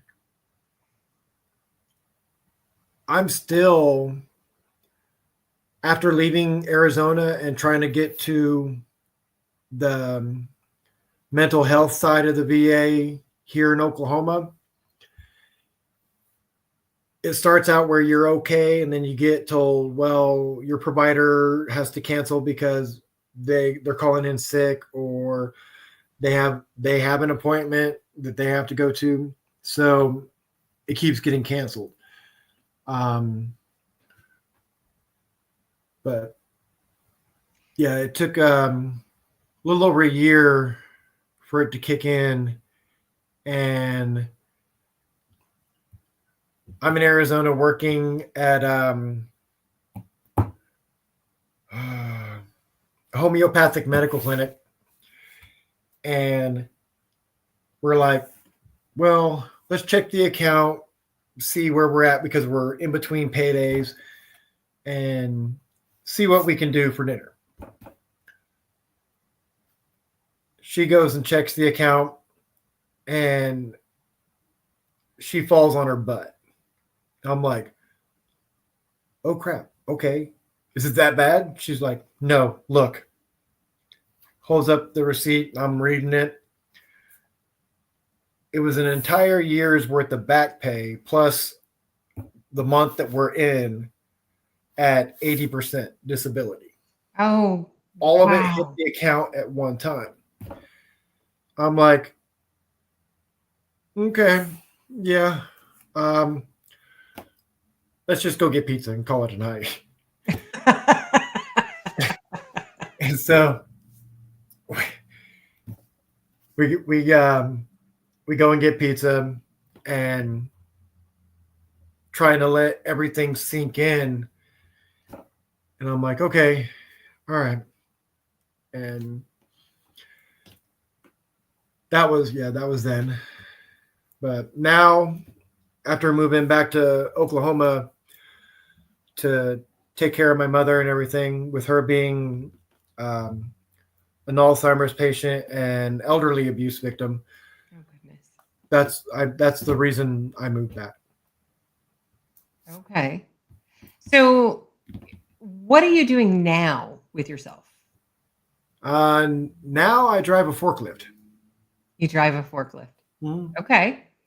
How long have you been doing that?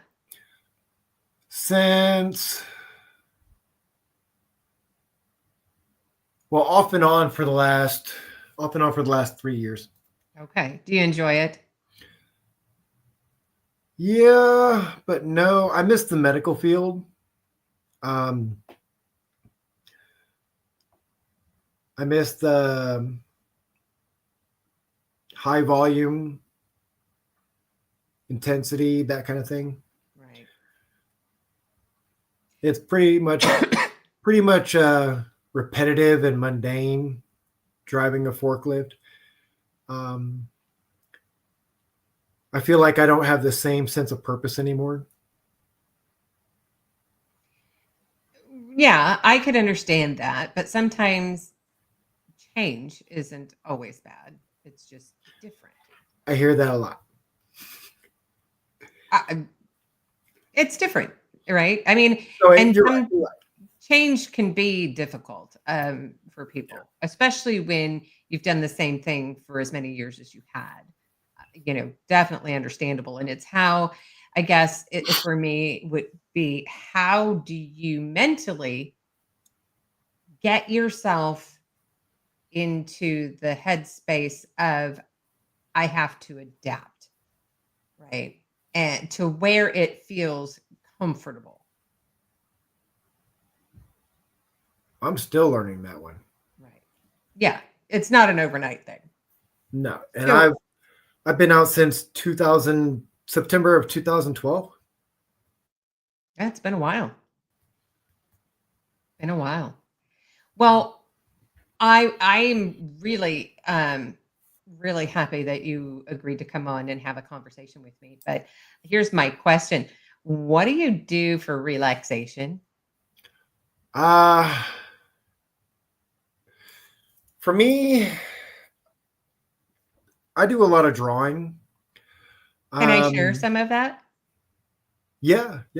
Okay. I want to share some of Otis's drawings. So bear with me here. Let's see. I have a lot. So we're going to start here. Go away, kitty cat. So can everybody see that? Can you all see that? That one was actually donated to American Legion in McAllister. Yeah, that is just amazing. And then let's see here. Let's find the others. There's I have a bunch of them, so I just want to share them. I'm going to share them kind of one by one.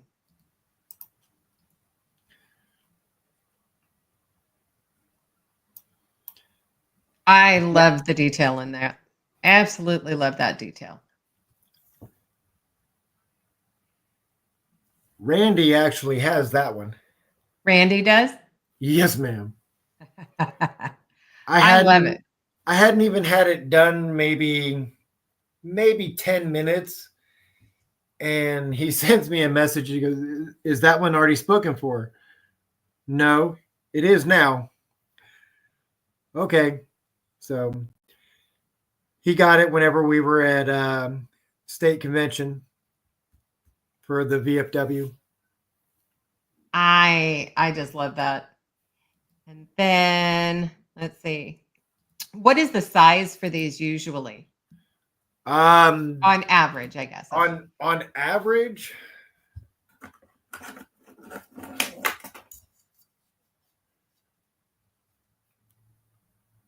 and this one, I love how it shows your native heritage. 28 by 38. Wow. And you can really get a sense of the size of this one with the pen right there. And now this is all pen, right? This isn't pencil. No, I do the rough sketch in pencil, and then I go back and do the fine tuning, detail, shadowing, and shading with ink pen and a smudge stick. Wow. Yeah, this is incredible work. And then now, is this something that you sell these? Do you just? I do sell them. I do commission artwork. Most of what I do when it comes to the veteran style drawings and stuff like that, I donate them to the VFW and to American Legion or other veteran organizations for them to raffle off so that they can raise money for whatever fundraiser they're doing at the time. That one right there, that picture is actually 32 by 40. Wow. See, is that any? See if I can get that to show a little better.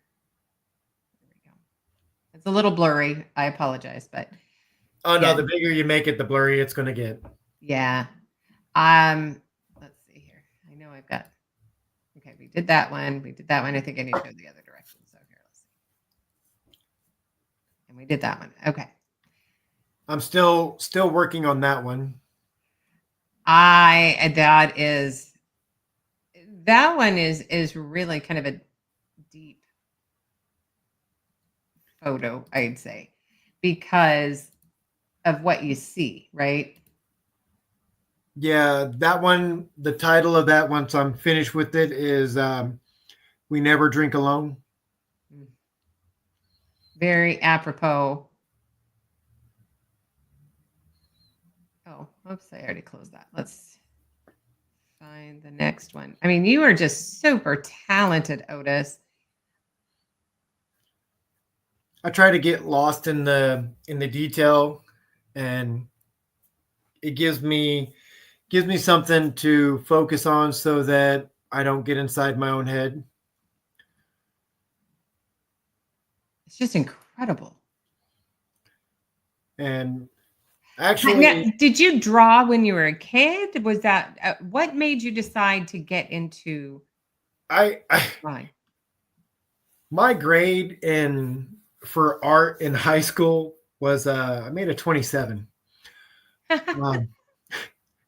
So yeah, I failed art. That one's actually donated to District 7 VFW for Oklahoma for them to raffle off to raise money for the district.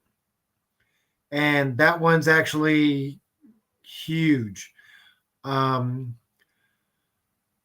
at our last district meeting, I entered a veterans art contest for just veterans drawings, and I won first place there. Wow, I can definitely see why, right? Let's go. This one too is really, really neat. I mean, they're all amazing, right? But you look at this and you've got the cowboy hat, and then what would you call this hat? That's an Army cavalry hat. Cavalry, thank you. And then you got the boot, and then the other boots, right? So you got grass, and then here you've got ammo or casings. So, and your tags. It's just so deep and really a lot of thought put into this. I think they're just incredible. Those were one of the ones I just finished not too long ago. And this detail, I mean, I just love it. I absolutely love it, Otis. So far, the only drawings that I can really do reflect Vietnam and World War II. And when you say the only ones you can do, is that a mental block that you've got? Okay. And that makes sense. And this one, I see you used red. Mm-hmm. That's in a lot of my drawings, I'll use a red pen, and that'll be the only color that I put in it. And it'll make you follow the red down the drawing. Yep. As something to break it up to make sure that it pulls your eyes to one direction or another. And post 1189 is actually the VFW post that I'm a member of. That's wonderful. I think that's the last one there. Thank you so much for sharing that. Now, would you ever be interested in selling those, or to do something along those lines to make some extra money? Or if somebody wanted to Have Yeah, you commissioned for them? I do commission artwork. The ones that I said were already donated to somebody or somebody already bought them. Other than that, the ones that I have a whole bunch of drawings that are available to be sold. That one actually um, got bought at an auction at a VFW state meeting on a riverboat, and that went for 500, I think. Wow. It's just so full of emotion when I look at your drawings, and just a wide range of emotion even. I think they're incredible.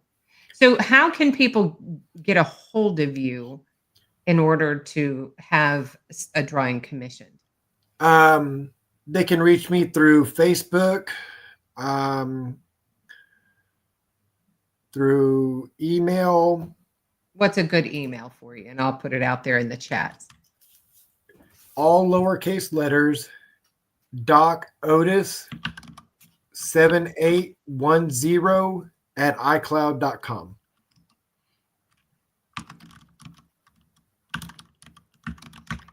Okay. So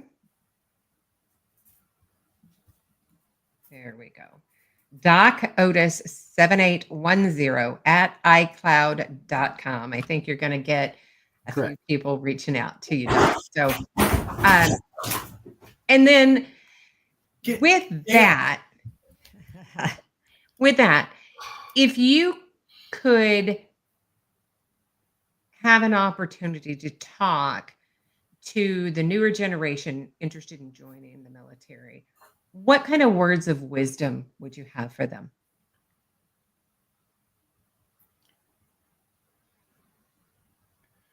Being deployed in combat's not something to glorify. The best advice I could give would be to go to your local VFW or your local VA and listen to people who deployed and been in combat and have to live and deal with what they did and what they saw permanently now.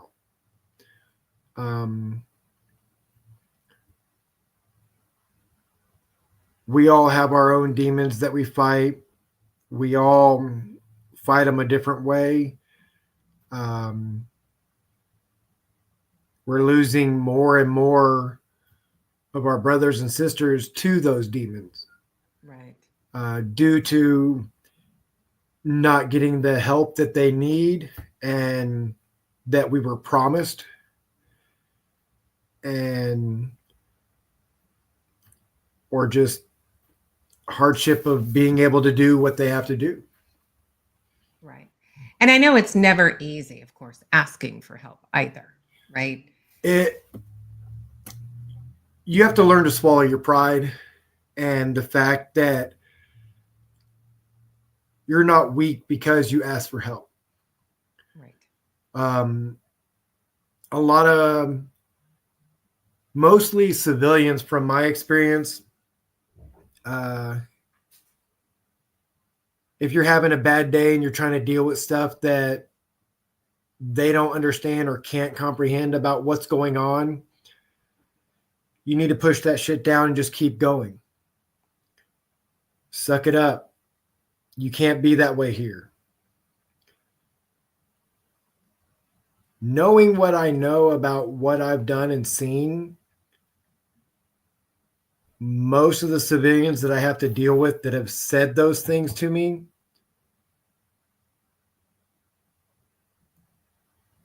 they would have been sent home in what I slept in Iraq. Right. Because, yeah, people, they don't understand unless they've walked a mile in your shoes, for sure. For sure. And the way I look at the way the VA does things and the way the government treats veterans anymore, whenever we were active duty, we were financially responsible for our equipment. Like the $185 I had to pay for a helmet whenever I got shot in the head and they couldn't find my helmet, they got knocked off me. Okay, we kind of skipped over that. Yeah. I was more upset about the fact of having to pay for a helmet than I was about being shot in the head. I still make jokes about it today. It's funny now. At the time, it wasn't. What had happened? I was treating a Marine, and we got hit with indirect fire, and he took a round just underneath the vest, and it went straight in one side and out the other. I'm treating him, and I straighten up, try to take a deep breath and everything. From being hunched over, you kind of get put in a kink and get a cramp. So I lifted up and straightened up, got hit. My helmet goes flying. I fall down on top of him. Knocked me out for a minute. And I come to and I push myself up and stop because I realized where my height was whenever I got hit, and I just stopped. And he's like, "Are you okay?" I'm like, yeah, gods don't have time to hurt. And I just went back to treating him. And yeah, so we're financially responsible for the gear and our equipment. And when we turn it back into SIF, even if it's still in the package that they gave it to us in, we still get charged for it being used. So in my mind, the government purchased us. We're the equipment that the government uses. So whenever we detach from the military, if we're broken, damaged, or used, they're financially responsible for us, just as we were financially responsible for their equipment to turn back into SIF. Right. And I've always said that it's a two-way contract, right? And it's supposed to be a two-way contract. I mean, a contract is two sides. Mutually beneficial, correct. Correct. And so I it's a matter of you as veterans to be able to stand up together and really fight for what it is you deserve, and are entitled to. And that's why it's such a important issue for the younger generation that is getting out of the military, or who are still in the military, who have actively deployed in combat situations, for them to join the VFW. Because the more people we have, the stronger our voice is whenever we go in front of Congress and legislature and stuff like that. That way we can get things done and laws passed that are what we're entitled to, not what we want, but it's what we're entitled and what we're due. Correct. And the more aware the general public is about how many veterans actually commit suicide and why they commit suicide, that's even more beneficial and more important. Because I mean, you can support an organization or a charity or a t-shirt that talks about 22 a day, but until you actually pick up a phone and check on those people, that's where it's at. Because I've had friends that they're not here today, right, because of that. Right. And thank you, Otis, for saying that. I try to make a point of contacting, several veterans a day and just saying hello and how are you and is everything going okay? Because it's so important. It is. I try to check up on all my brothers and sisters that that I have contact information for.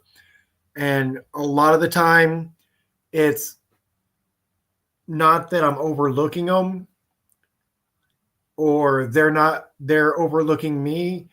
The way I look at it is it's a small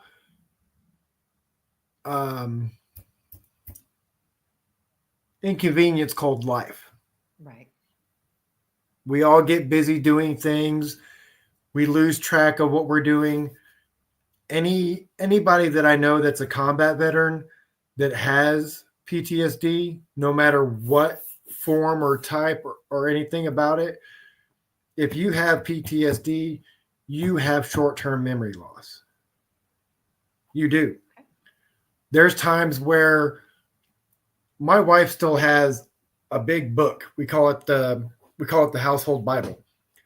It's got all of my appointments in it, all of our kids' appointments, everything that we have to do for the entire month.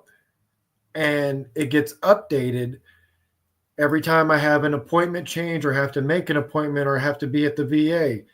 That's in there. Right. There's times where, because my brain doesn't function the way it should, she'll tell me to go take a bath. Or, did you eat today? The basics, right? The basics. She's like, why are you not sleeping? The longest I've ever went without sleep was 9 days. Wow. And I highly don't recommend that. The bad thing is I can go 3 or 4 days and function at the level that somebody does daily, getting 10 hours sleep a day. Goodness. So, we talked a little bit about, being able to reach out, swallowing your pride. And I know Jason has said, we as men we want to be the ones to fix things, and not have to rely on others for that. We do. And that's the thing. We look at it as, because we're men, no one's going to be there for us. We have to be there for them. Correct. There's only two types of people that receive unconditional love without something in return. And that's women and children. Right. And if you've found a good partner, it's not always easy, but they'll push you, and they will try to get you to do what you need to do, what's going to be best for you. Chad says we as men are supposed to be the provider and protector. The mental gymnastics to reach out are tough. 100%. And that's correct. Yeah. I tell people all the time, when it comes to me and how I am in the community and with everything that I do, I'm the good servant. One of my childhood friends, he's a pastor now, and his whole family, the men have been pastors and everything. He keeps trying to get me to come out to church on Saturdays and everything. And I keep meaning to. It's just life happens. I get busy dealing with both my kids. Like I said, my youngest one is autistic with ADHD and social anxiety. My oldest boy, he has oncology doctors now.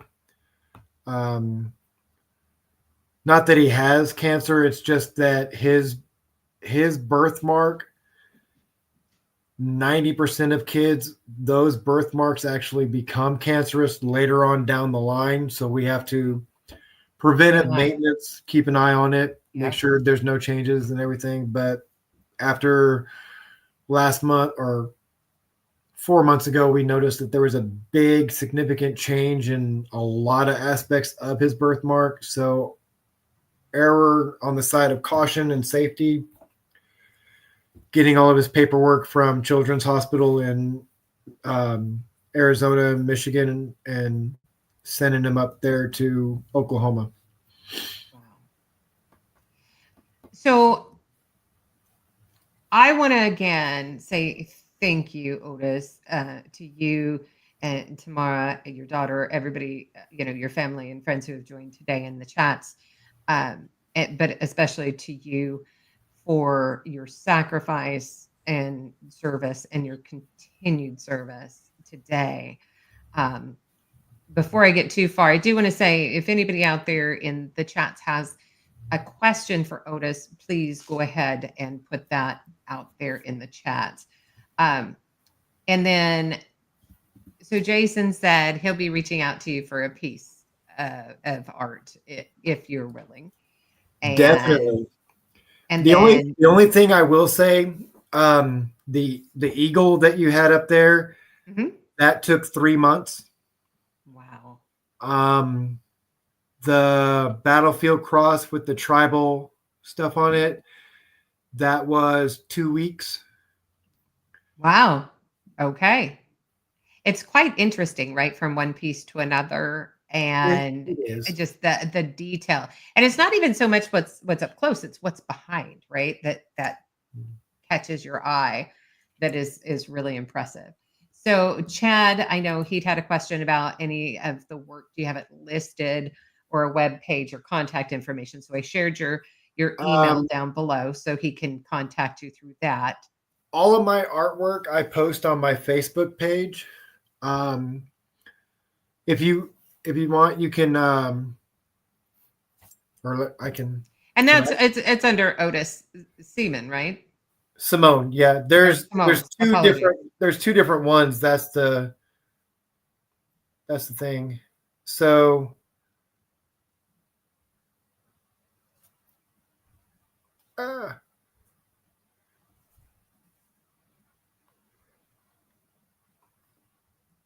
so that's the main picture on my profile.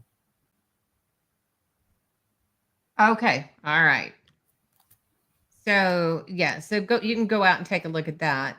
And then Chad also said in talking about, the mental issues and things like that, and that the government is also responsible to give you back in the same condition they got you, not just the other way around, right? With the equipment. I wish that were actually possible, because I would love to have my body condition back in my 20s. Yeah, well, I mean, age is one of those that we just, there's no going back. I'm not so worried about the age. I was just worried about the miles I've been through. Yeah. Because right now, no, my warranty's been expired. I've got more check engine lights on than what should be on. What a great analogy. Horse, they would have taken me out in the pasture and shot me a long time ago.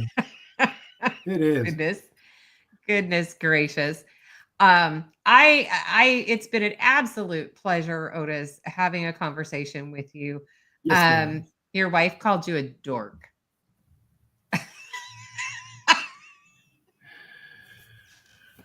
That's a sign of love right there, right?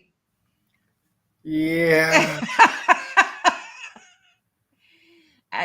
Tamara, I really appreciate you guys coming on and supporting him tonight, and allowing us to take time away from your family to have the conversation.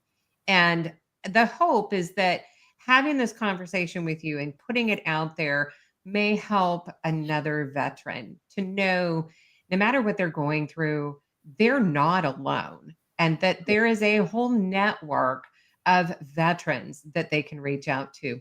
And I am not a veteran. I've never claimed to be, but we do have 2 veteran Marines.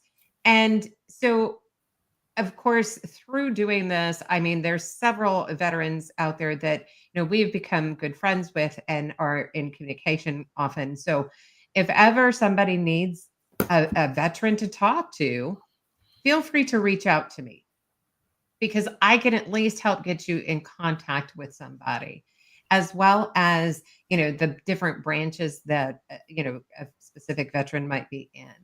And again, the VFW is wonderful for those who've been to combat overseas. It, However, let's face it, 18% of the military population is what's been overseas deployed in a combat zone.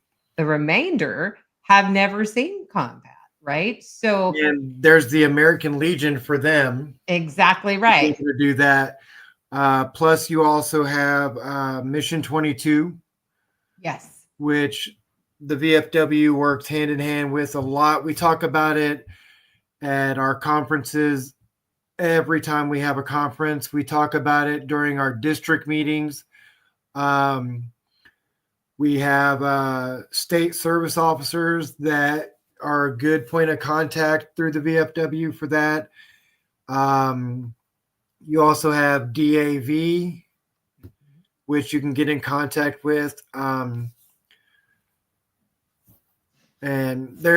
you can also call when you call the VA I know in Oklahoma, the first thing that they question you about and ask you about is if you are thinking about harming yourself, reach out to this number, transfer you. And that's a recording on there that's actually posted 4 times before you actually get transferred to the person that you're actually wanting to talk to. Yeah. And I brought this up also at the very beginning of the show. Another veteran, Justin Miller, who is an Army veteran, and I'm sure he had people help with this. I just don't know who all helped with it, but created an app called Objective Zero. And you can also go to objectivezero.org. So that is veterans helping veterans 24/7 every day. So you can get it through the App Store. You can get it through Google Play.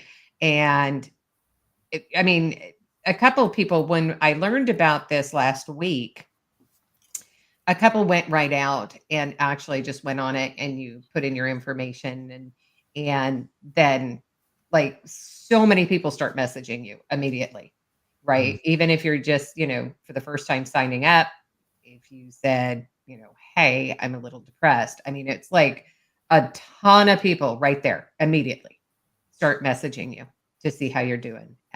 So just something, to think about and look into, because sometimes, the VA, I don't know. Again, I'm not a veteran. So the ones that are answering the phone that they transfer you to, are those veterans?